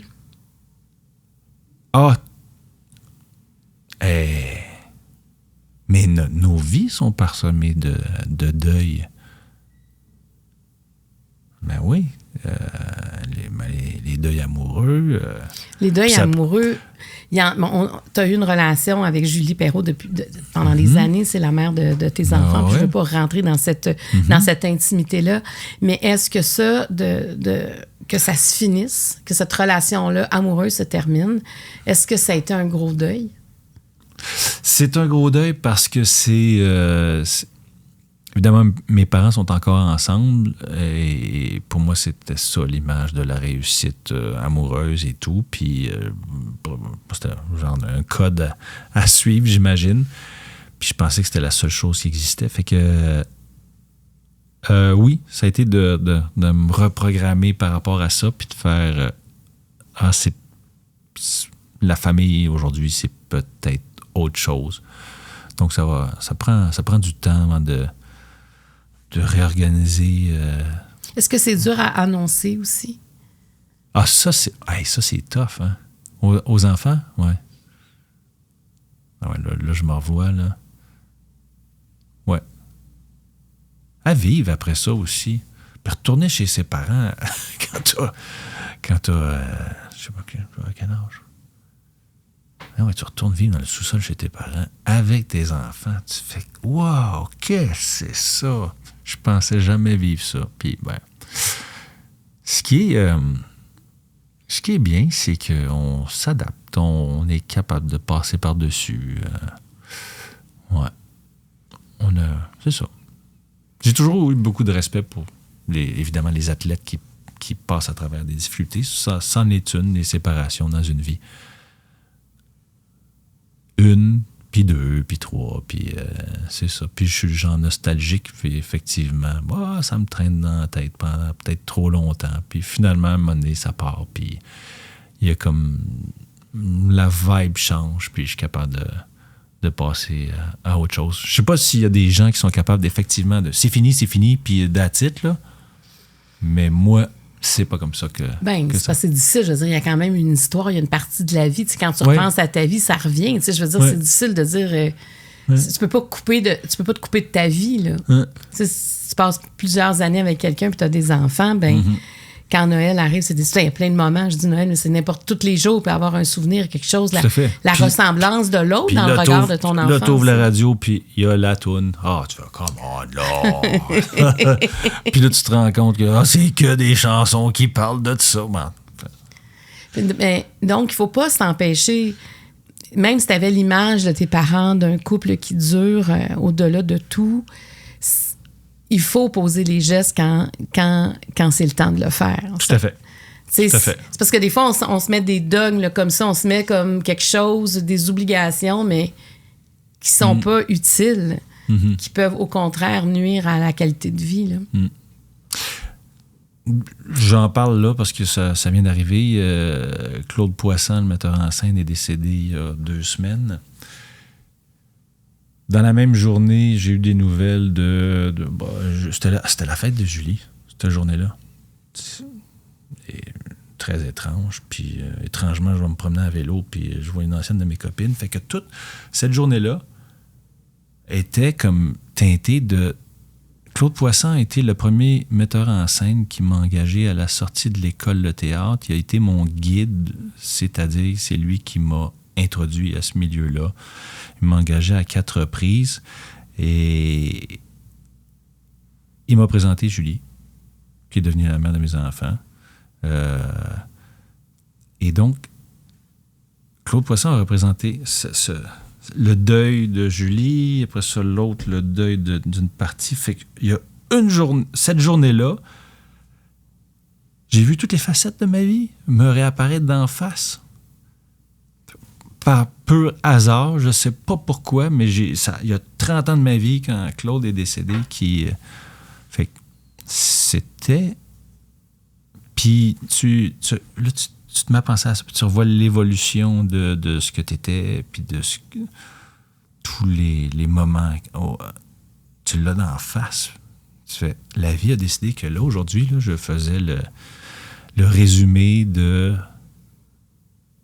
Ça, il est arrivé ça, les enfants à la maison, tout ça, Poisson qui était là, que j'étais en France avec lui, puis Julie, puis après ça, la séparation, puis là, c'est comme...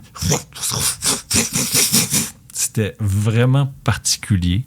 Fait que, gros deuil quand Claude est parti, puis il a laissé des traces chez moi, puis surtout quand tu te mets à lire sur tous les réseaux, cette personne-là a laissé son empreinte chez tellement de gens de mon milieu, du milieu théâtral, que je fréquente malheureusement moins, mais c'est ça. Est-ce que tu as perdu tes grands-parents? Oui. Oui. J'habite chez ma grand-mère. Tu habites chez ta grand-mère? Oui. Elle avait 97 ans, puis je lui ai proposé écoute, j'aimerais ça racheter ton condo. Elle hésitait, puis finalement, elle a accepté. Elle est décédée, je crois, 1 an après. Qu'est-ce qu'elle représentait pour toi, ta grand-mère? Oh, mon Dieu! Ma grand-mère, c'était nous gâter. Ouais. C'était la banquière, celle qui disait de bien placer son argent. C'était celle que... Oui, c'est ça. Elle nous donnait de l'argent, puis elle dit garde-le, là, puis investis-le, puis mets-le à la banque. Puis c'était ça, c'était... Ma grand-mère, c'était quoi, non? C'était la Floride aussi. L'hiver, elle vivait là. C'est un mode de vie, finalement, que, tu sais, pendant un bout de temps, je refusais. Je fais c'est très agréable d'aller en Floride l'hiver. Je sais pas si c'est ça que tu fais. Non. C'est brisé carrément l'hiver. S'il fait beau, tout d'un coup, tu as des couleurs, tout ça. Puis je me demandais, OK, c'est pas que je veux une Floride de retraite, mais il y a des bienfaits vraiment. Je pense qu'on peut allonger, étirer nos jours en étant heureux. C'est tough ce qu'on vit au Québec. Là, il neige, il fait froid, puis sortir, puis juste aller à l'épicerie. On a peur des fois en voiture. On a peur en voiture. De plus en plus verglas aussi. Là-bas, tu sors, puis tu vas faire tes commissions, tu reviens, tu vas sur la plage, tu vas lire, tu vas dire tout est simple, il fait beau, t'es de bonne humeur automatiquement. C'est que tu pourrais être un snowbird, là. Ben, avec Julie, on avait acheté de quoi, mais évidemment, on a été obligé de le vendre. mais c'était. Puis, c'est ça. C'était le fun. C'était vraiment le fun.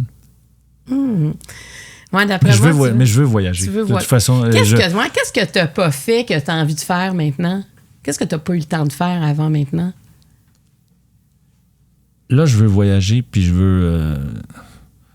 à travers le monde, je sais pas, je suis encore curieux de... C'est-à-dire que mes enfants commencent à être plus vieux, fait que je veux faire ce que j'ai pas fait, de voir, d'aller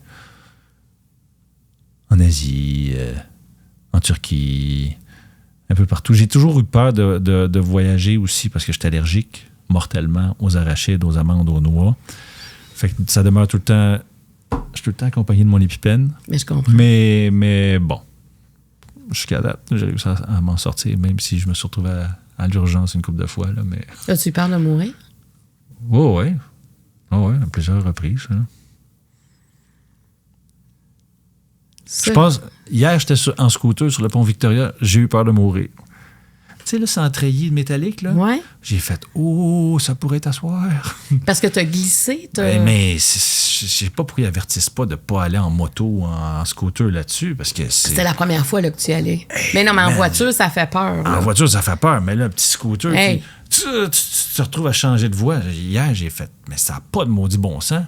Empêchez-nous. Mettez de quoi? Voyons. As-tu peur de mourir? As-tu peur de la mort? J'ai eu des accidents de voiture. J'aurais pu partir avant, à 19 ans. Je sais pas, ça, je me suis endormi au volant. J'étais suspendu la tête à l'envers sur la 10. Il y a des bouts de plate sur la 10 des fois, là, puis c'est ça. Fait que là, ça aurait pu se passer, je sais pas, toutes les allergies que j'ai eues, les fois où je mangeais des arachides, puis... J'étais sur un plateau de tournage de La Promesse. Il m'amène à l'urgence. Il me plug de partout de l'oxygène, l'antihistaminique, cortisone, Ventolin. Puis là, je joue le soir au TNM. Puis j'ai fait, OK, docteur, là, vous me donnez toute la dope qu'il faut, là, mais moi, j'ai un show à soir. Fait que je peux pas... let's go. Il va falloir que vous me donniez mon congé à telle heure. Puis là, au TNM, sont de même. Oh boy. Tu l'as fait? Puis t'étais-tu un peu enflé? Je suis parti, bien évidemment. Ouais. T'es fermé comme ça. Puis là, il faut faire que l'épipène, ça réouvre. Puis j'ai Show Must Go On. J'étais sur scène. Ils m'ont donné... Tu veux-tu quelque chose, Sébastien? Puis là, tu mets ton costume, ton épée, tout ça, classique. Tu t'en vas jouer du Marivaux. Il dit, j'ai une petite banane, là, il me semble, ça me ferait du bien. Puis là, tu fais ton show. Puis t'as failli mourir dans la journée, là. Les allergies, là, il ne faut jamais sous-estimer ça, à quel point c'est vrai que voyager, quand tu sais, il faut que tu sois sûr de ce que tu manges. Ça t'arrive aussi à l'étranger. T'sais, moi, j'étais allergique mortellement, mais je pourrais avoir des traitements si j'avais le temps. Là. C'est les guêpes, les bourdons, les abeilles, tout ça. Ça fait peur. Ben oui. Moi, les tournages, l'automne, je mets des conditions dans mes contrats quand c'est à l'extérieur. Le maudit gazon, là, où est-ce que les guêpes sont rase-mottes, là. Mais puis, tu sais, ça, marcher sur un nid, il y a des nids dans ça. Ça, c'est ma plus grande crainte. Ça fait que moi, tu sais, aller dans les boisés, j'aime mieux aller en raquette l'hiver que l'été, tu comprends? Parce que... C'est vrai qu'en raquette, l'été, c'est ordinaire. C'est ordinaire. Ça fait que je vais plus sur le bord de l'eau.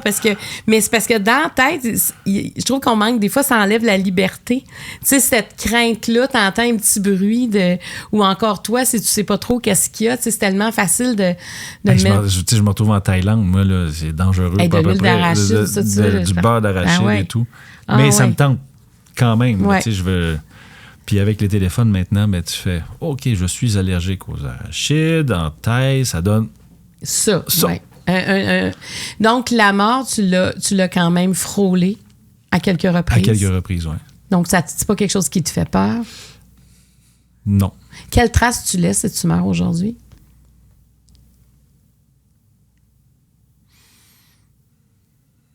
Que j'ai été heureux. Malgré Kevin. non, j'ai une belle vie. Vraiment, j'en profite pleinement, puis j'ai encore l'intention d'en profiter. Ouais. Maintenant, le niveau Eros et compagnie. Ça y est, voilà! OK. Ah ouais. C'est dans ce switch. C'est la première fois qu'il y a quelqu'un qui est aussi tête sur nos lumières. Tu vas m'en donner 4 de ce niveau-là. En fait, il y en a 5. Il va en rester une sur la table. Alors, voilà. Comment a évolué ta vie sexuelle au fil du temps? Comment ton histoire d'amour a-t-elle commencé? Quelle place accordes-tu à l'intimité émotionnelle? Et est-ce que la sexualité était un sujet tabou dans ta famille? T'as le temps de les lire avec tes lunettes, il n'y a pas d'enjeu.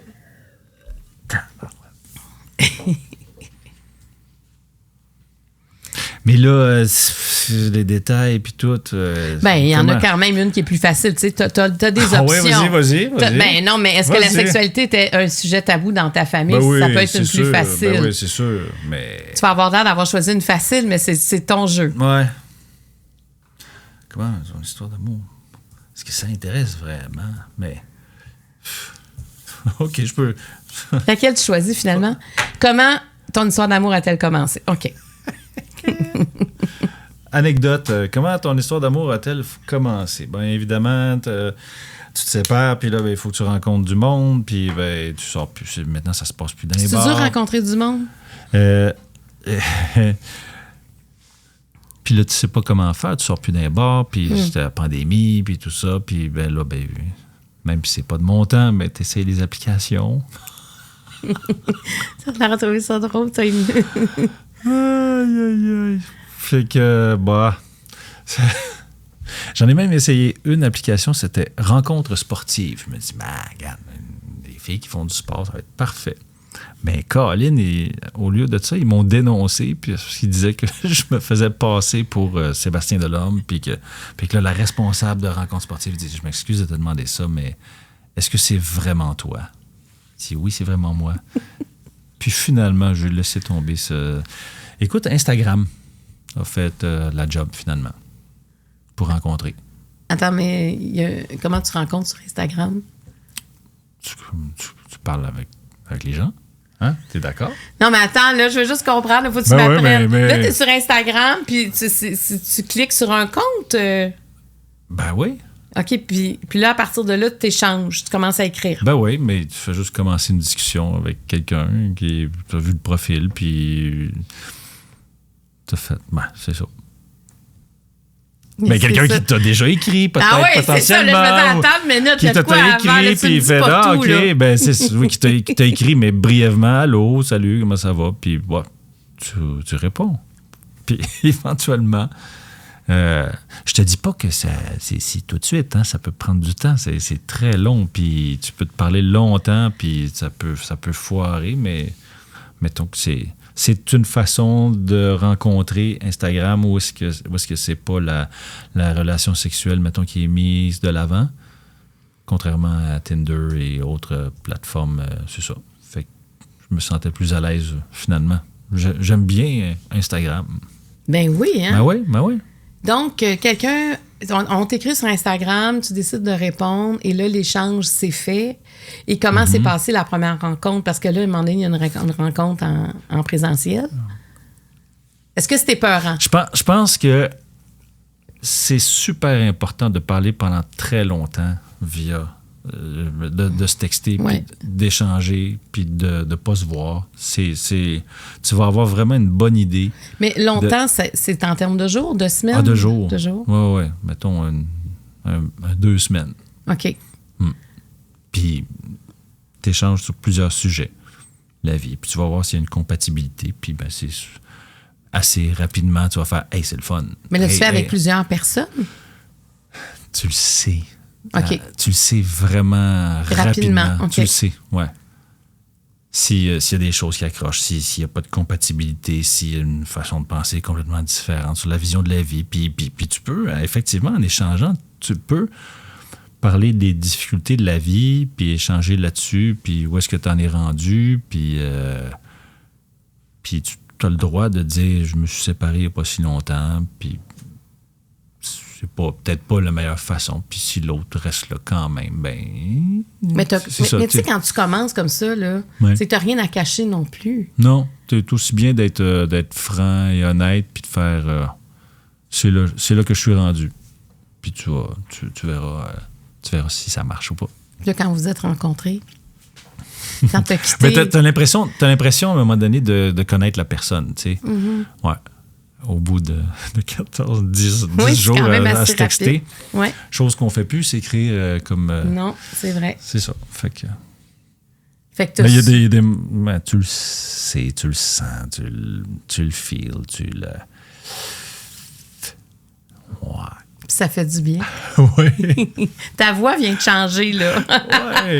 Ben, c'est à la fois, je reste prude par rapport à... Mais c'est correct. Ça. C'est ce que je viens de faire. Mais déjà, tu vas beaucoup plus loin que tout ce que j'ai entendu. Ouais. Je te trouve pas si prude que ça. C'est ça. Mais c'est ça. Non, mais ça t'appartient. Mais t'es heureux présentement? Oui. Ça a l'air bien. Oui, ça... Comment dire? J'ai trouvé la meilleure partner. L'équipe.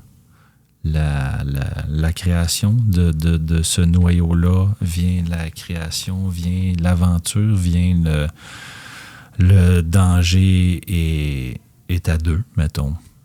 Les peurs sont tassées, les risquées. Je suis pas gambler, mais elle et moi, on a confiance en une espèce d'avenir, de voie, de route, où ça nous mènera, je sais pas, mais quand tu es profondément convaincu que c'est la bonne chose.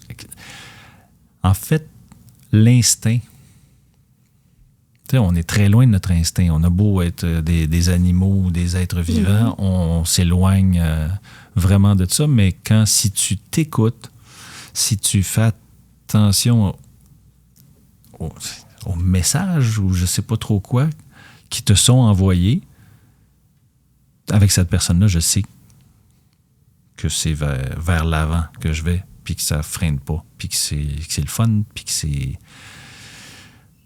je suis ouvert. T'es en amour. Une autre forme d'amour. Je pense que l'amour prend plusieurs transforme au fur et à mesure de notre existence. Puis tu as l'amoureux transi, l'amoureux qui souffre, l'amoureux qui mange pas pendant des semaines, des mois. Je pense que on vit une panoplie de relations puis dans lesquelles on se transforme. Puis à un moment donné, celle-là est différente de toutes les autres. Comment tu la qualifierais, ouais? Qui m'amène au moment présent le meilleur de moi-même. Comme j'ai été le meilleur de moi-même à d'autres moments dans ma vie, mais selon un autre point de vue, selon... Mais tu sais, en même temps, ta charge mentale est plate. Je veux dire, tes enfants sont grands. Oui. Tu sais, ta fille est quand même relativement jeune, mais 16 ans, Ce qui est extraordinaire, mettons, c'est que la fameuse peur, le fameux moteur qui m'a empêché est apaisé avec cette personne-là. Ça fait que tu deviens plus libre. Je deviens plus libre. Puis j'ai le goût de voler. Qu'est-ce qu'on peut demander de plus que ça, avoir le goût de voler? Jonathan Livingston, le gars élan.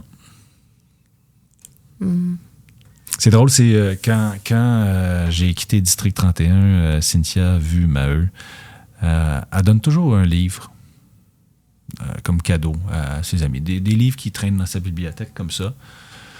Puis ils me font mourir, c'est les derniers adieux. Puis à un moment donné, elle me pogne dans le parking juste avant que je m'en aille. Puis elle me dit, tiens, j'ai trouvé ça. C'est mon cadeau que je t'offre. Elle me donne ça. J'ai fait, Cynthia, tu ne peux pas savoir à quel point c'est le meilleur livre. Je sais pas comment ça se fait que tu es tombé là-dessus. C'est le meilleur livre que tu pouvais pas m'offrir. Je veux voler. Je veux être libre. Et c'est ce que je vais faire. Ouais. J'imagine pour toi, tantôt, qui a dit qu'une des épreuves, c'est les fins, les ruptures, qu'un personnage meurt assassiné et que c'est sa dernière scène qui quitte une équipe. Avec ce que tu disais tantôt, ça n'a pas dû être facile. Est-ce que c'est devenu une épreuve, ça, de quitter de cette façon-là? Ben, c'est pas... Même si c'est pas toi qui es mort, mais ton personnage, la mort de ton personnage... Mais ce que ça veut dire, surtout, c'est que tu perds ta job. Puis nous autres, on est travailleurs autonomes. Puis, c'est la rupture avec une équipe aussi. Oui, ça, c'est sûr. Mais ce qui est angoissant, c'est que tu sais jamais si tu vas retravailler. Ouais. Je le sais. Tu me diras, il est mort dans le district, il va bien se trouver d'autres jobs. Non, moi, je me dis jamais ça. Mais je me dis juste que des fois, ça serait le fun de le savoir avant ce qui nous attend pour profiter des fois de l'arrêt entre deux projets. Oui. Parce que quand on est travailleur autonome, on profite pas de l'arrêt entre deux projets parce qu'on ne sait pas qu'il y en a un autre qui va arriver. Et ça, c'est difficile. OK, là, on se rejoint. Tu es d'accord avec ça? Ben oui. Tu sais, t'es pas dans une zone de confort parce que tu le sais pas. Parce que si on l'avait, tu sais, si tu le sais, au moins tu peux profiter des semaines ou des mois qui séparent deux projets. Mais quand tu le sais pas, est-ce qu'il y en aura un autre? Est-ce que tu t'es quand même posé cette question-là après District 31? Ben oui, mais ça m'est arrivé. Moi, quand La Promesse a terminé, j'ai été 2 ans sans avoir travaillé. Puis j'étais allé travailler dans une boutique de vélo. Parce qu'après avoir été ces pancartes, à côté de TVA, s'il n'y avait plus rien qui se passait, on ne m'auditionnait plus. Quand je me retrouvais en audition, je n'étais pas capable de décrocher les rôles, j'étais tout nerveux.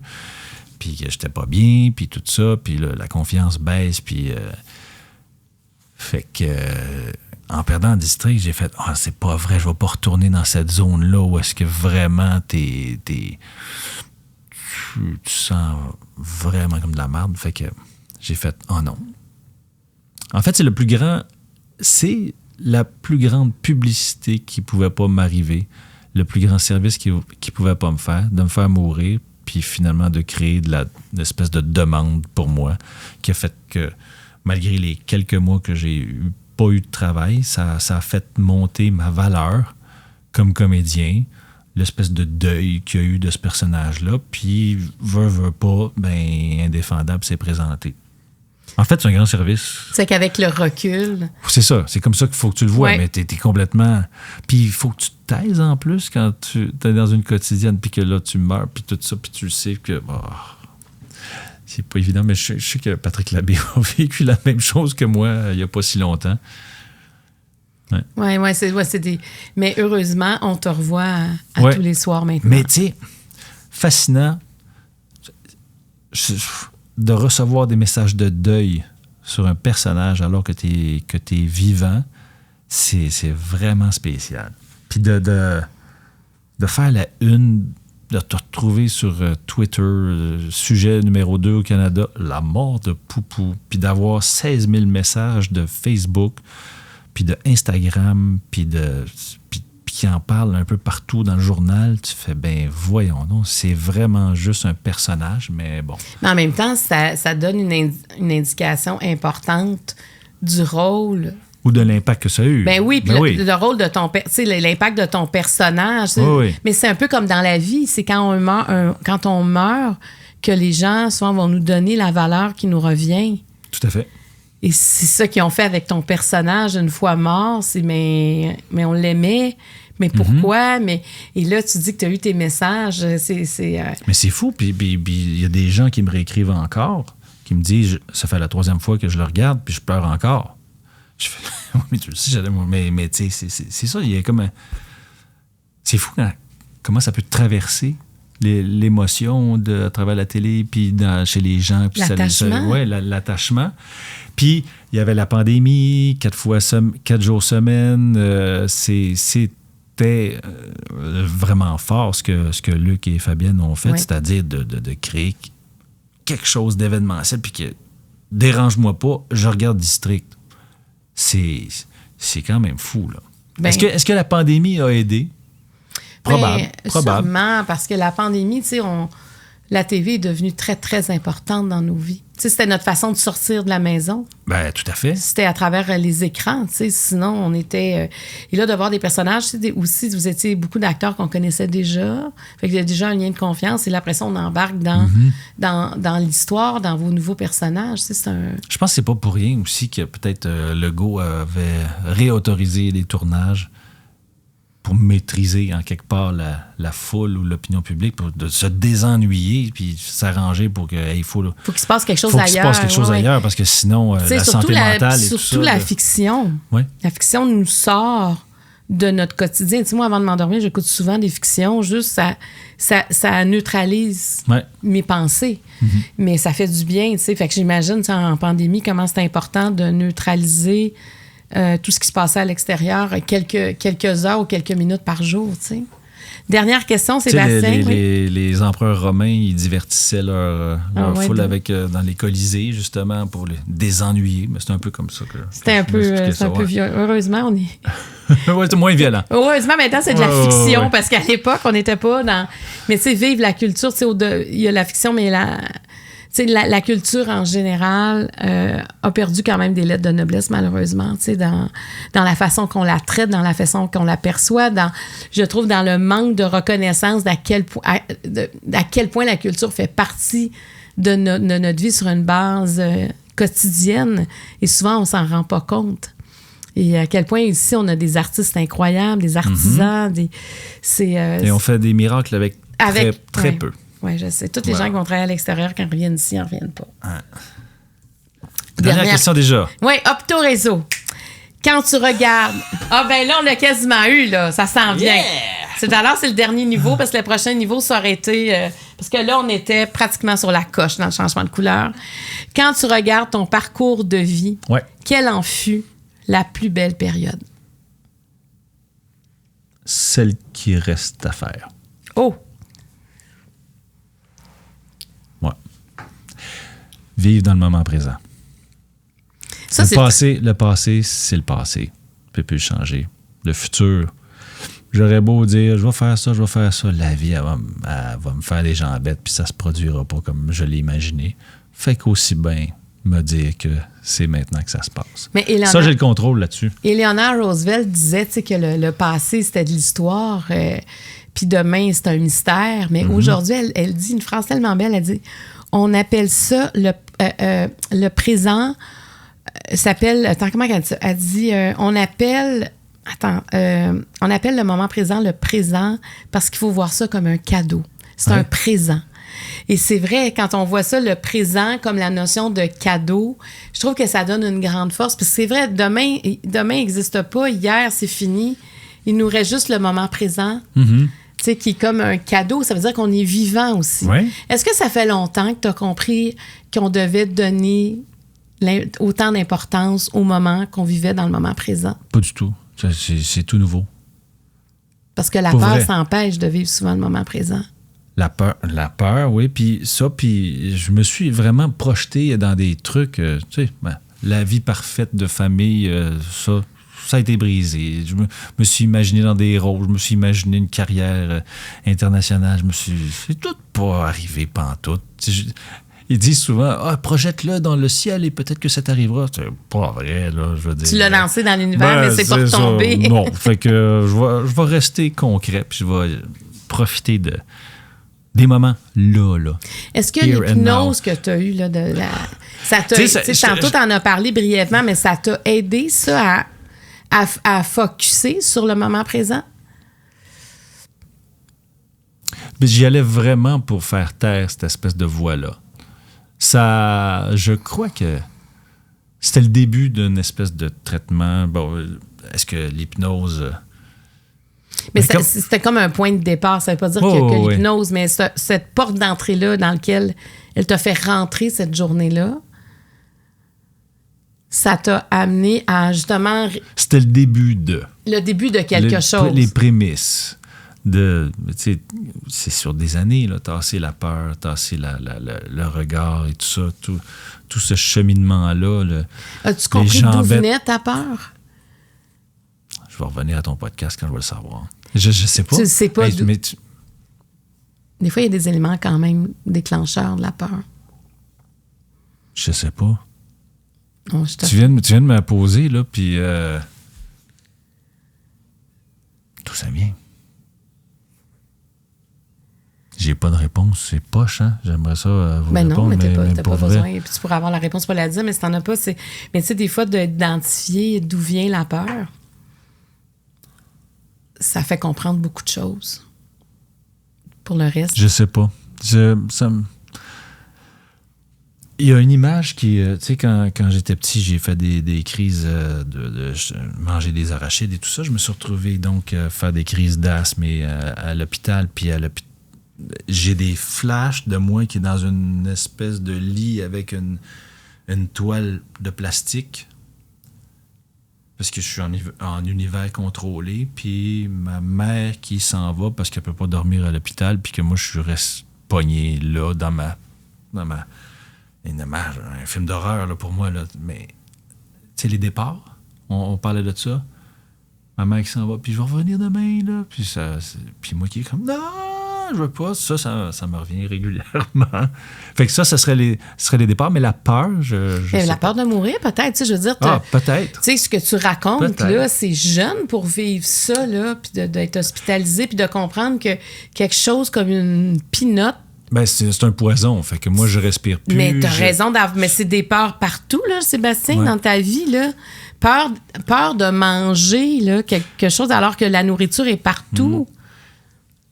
Étrangement, dans les moments de stress plus jeunes aussi, une finale de hockey, une finale de soccer, je faisais de l'asthme, puis que je pouvais pas performer dans ces moments-là. Je sais pas. Tous les moments stressants, donc, où tu es supposé de bien performer, hop, tout ton corps réagit, puis jusqu'à physiquement être inapte à performer. Puis dans ces moments-là, tu sais, je suis pas psychologue pantoute, là, c'est de la psycho 101, mais il reste que dans ces moments-là, c'est là que tu as le plus de regard des autres sur toi. Quand tu arrives en finale, quand il faut que tu performes...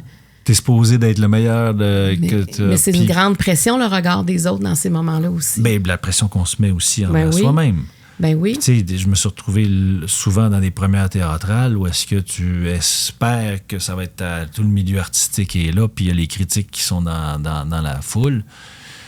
Tu sais, chez Duceppe, c'est plein à craquer, puis tu sais, malheureusement, tu es tombé sur la liste de tout le monde qui était là, puis tu as vu des noms, puis là, tu es supposé être le meilleur, puis c'est pas là que tu performes le mieux. Puis... Parce que tu te mets de la pression. Mais... Parce qu'il y en a en tabarouette. Oui, je sais. Il y a le metteur en scène, les Duceppe, texte. le texte. Moi, je trouve de ne pas oublier son texte, mais quelle pression. Oui, mais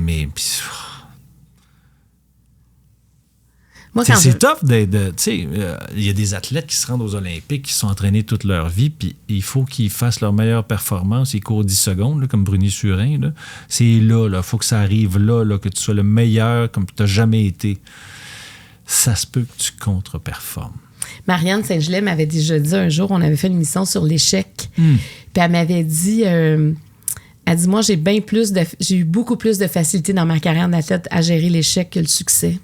Parce qu'une fois que tu es au top, que tu as eu ta médaille d'or, les gens ne s'attendent qu'à ça. Alors que quand tu n'es pas la médaille d'or qui est considérée comme un échec, ben tu peux juste t'améliorer en sport. Mais quand tu as connu, après ça, tu peux juste décevoir. Tu sais, elle dit à quel point c'est dur de gérer la déception dans le regard des autres. Mais tu l'as déjà fait, tu devrais être capable. Ça m'avait fait beaucoup réfléchir, ça, sur la peur de l'échec. Puis, tu sais, je me dis toujours que, pour moi... C'est difficile performer. Mais surtout devant un public comme tu le fais, tu sais. Je le fais régulièrement. Performer, je suis devant des Kodak à tous les jours. Il faut que je performe, il faut que je sois crédible. C'est ça. C'est toi qu'on voit sur l'affiche. C'est moi, tu me vois 4 jours semaine. Il faut que je sois bon. Il faut que j'apprenne mes textes à une vitesse incroyable. Et ça, il faut que je sois capable de les livrer. Mais pourquoi je fais ça? Tellement souvent. C'est quoi ta réponse à ce moment-là? On s'adapte à tout, hein? Parce que, évidemment, je tourne, j'ai à peu près 2 plans, 2 chances d'être bon. J'arrive là, je connais mon monologue, j'ai pas répété devant personne, je le fais 1 fois, 2 fois, et on enregistre. Je sais même pas c'est quoi la mise en place, il faut que j'aille, puis que je sois bon, puis je suis tourné avec 2 Kodak en même temps, fait que j'ai 2 valeurs de plan, j'ai à la fois le plan large, puis à la fois le gros plan. Fait que là, est-ce que je parle fort? Est-ce que je parle moins fort? Est-ce que... Ça n'a juste pas de bon sens. Des fois, je rêve, je regarde des films français, je regarde des séries, je fais, ils ont eu combien de temps? Je regarde Empathie, puis je fais, ils ont pris le temps. Ils ont pris le temps, oui. Ils ont pris le temps. Ils ont créé de l'art. Il y a des danseuses de ballet dans la rue. La rue est bloquée dans le Vieux-Montréal. Ils ont eu des sous pour barrer la rue, puis qu'il n'y ait personne qui passe, puis ils ont fait de l'art. Martin David Peters, dans une autre scène, danse sur le toit ou court sur le toit avec un drap derrière lui, puis c'est chargé émotivement de sens et d'émotion.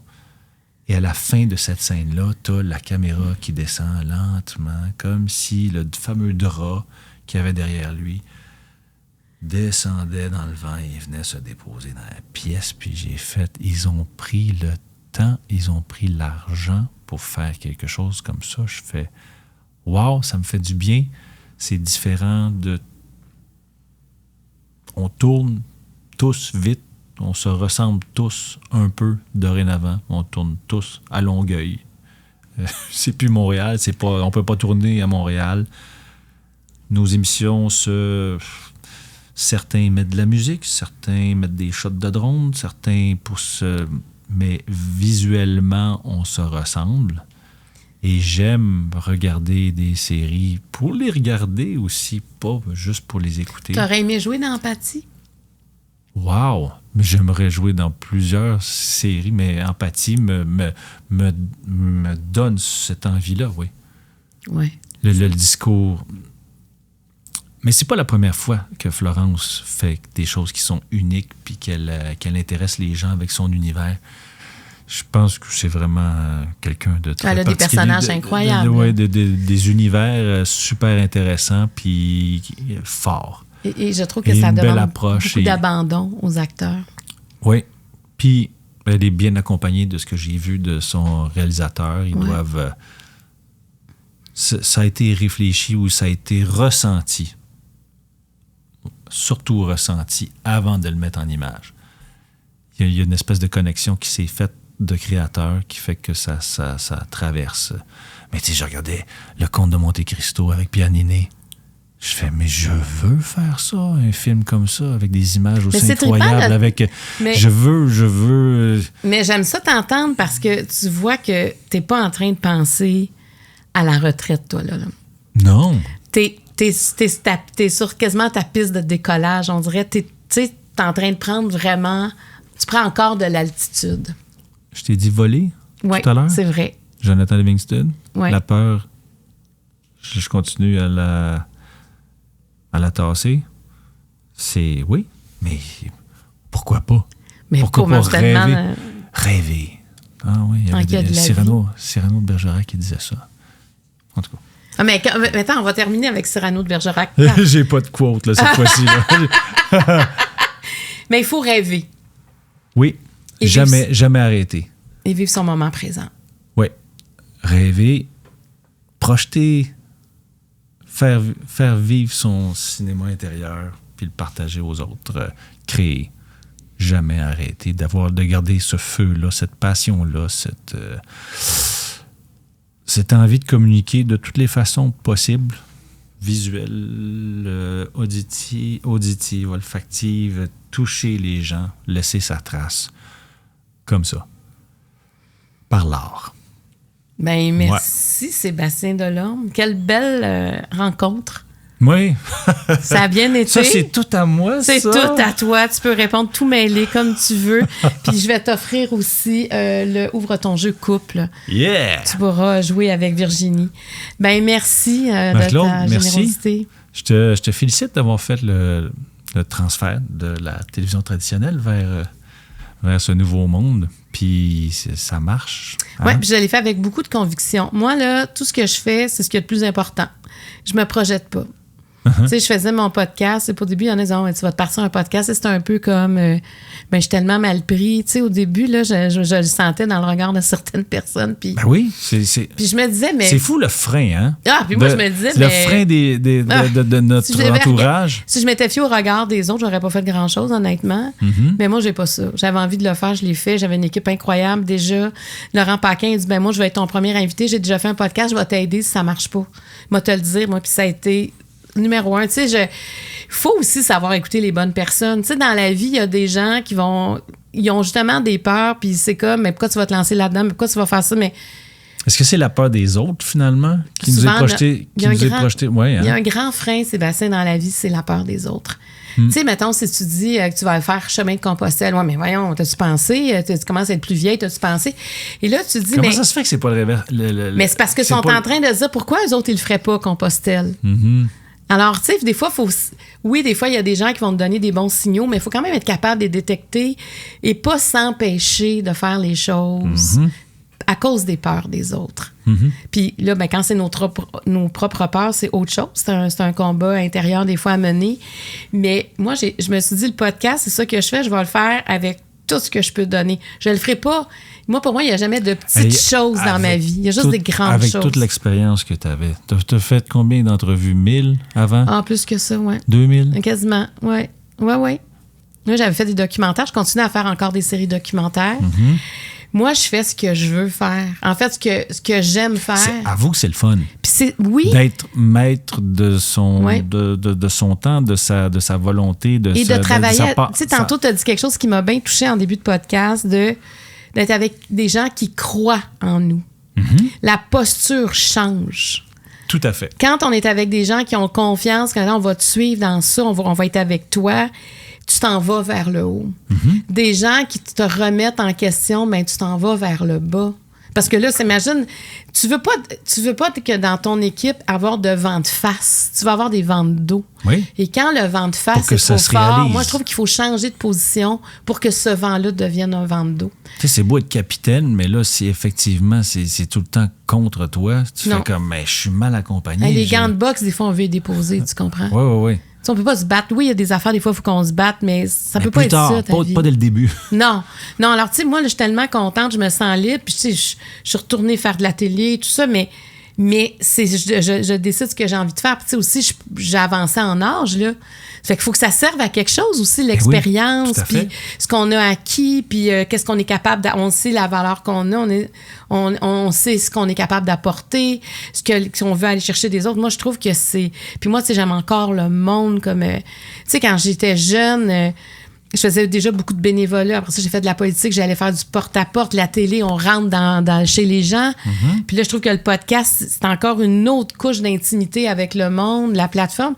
Fait que je trouve que moi, mon moteur, ben ça reste le monde. Fait que quand on connaît notre moteur, après, c'est comment on y arrive, là, tu sais. Alors, là, c'est encore moi qui est en train de parler. Non. Merci fou, merci d'avoir accepté l'invitation. Tu sais à quel point la communication, puis l'émotion. Ouais. On ne se trompera jamais avec ça dans la vie. Est-ce que c'est typique de nous autres, les Québécois? Je sais pas. Je pense que c'est international. Ben non, c'est universel, l'émotion. Quand on parle de l'humain, ça devient universel. Ça touche tout le monde. On se reconnaît tous. On a tous le même besoin d'améliorer notre vie. Ouais. Peu importe d'où on part, on a toujours on a ce besoin-là de s'élever dans la vie. Encore merci. Merci à toi. Puis, mon premier podcast, mesdames, messieurs. Là, tu vas te faire demander. D'après moi, ça ne sera pas ton dernier. Il y a plein de gens qui vont te demander de participer. Mais là, j'ai tout dit. Non, moi, je pense pas. Moi, je pense qu'il y a encore des affaires. Il y a plein de cartes que tu n'as pas répondu. Alors, merci d'avoir osé, d'avoir accepté de parler de toi. J'apprécie grandement. Merci tout le monde, puis on se dit au prochain podcast. Bye-bye.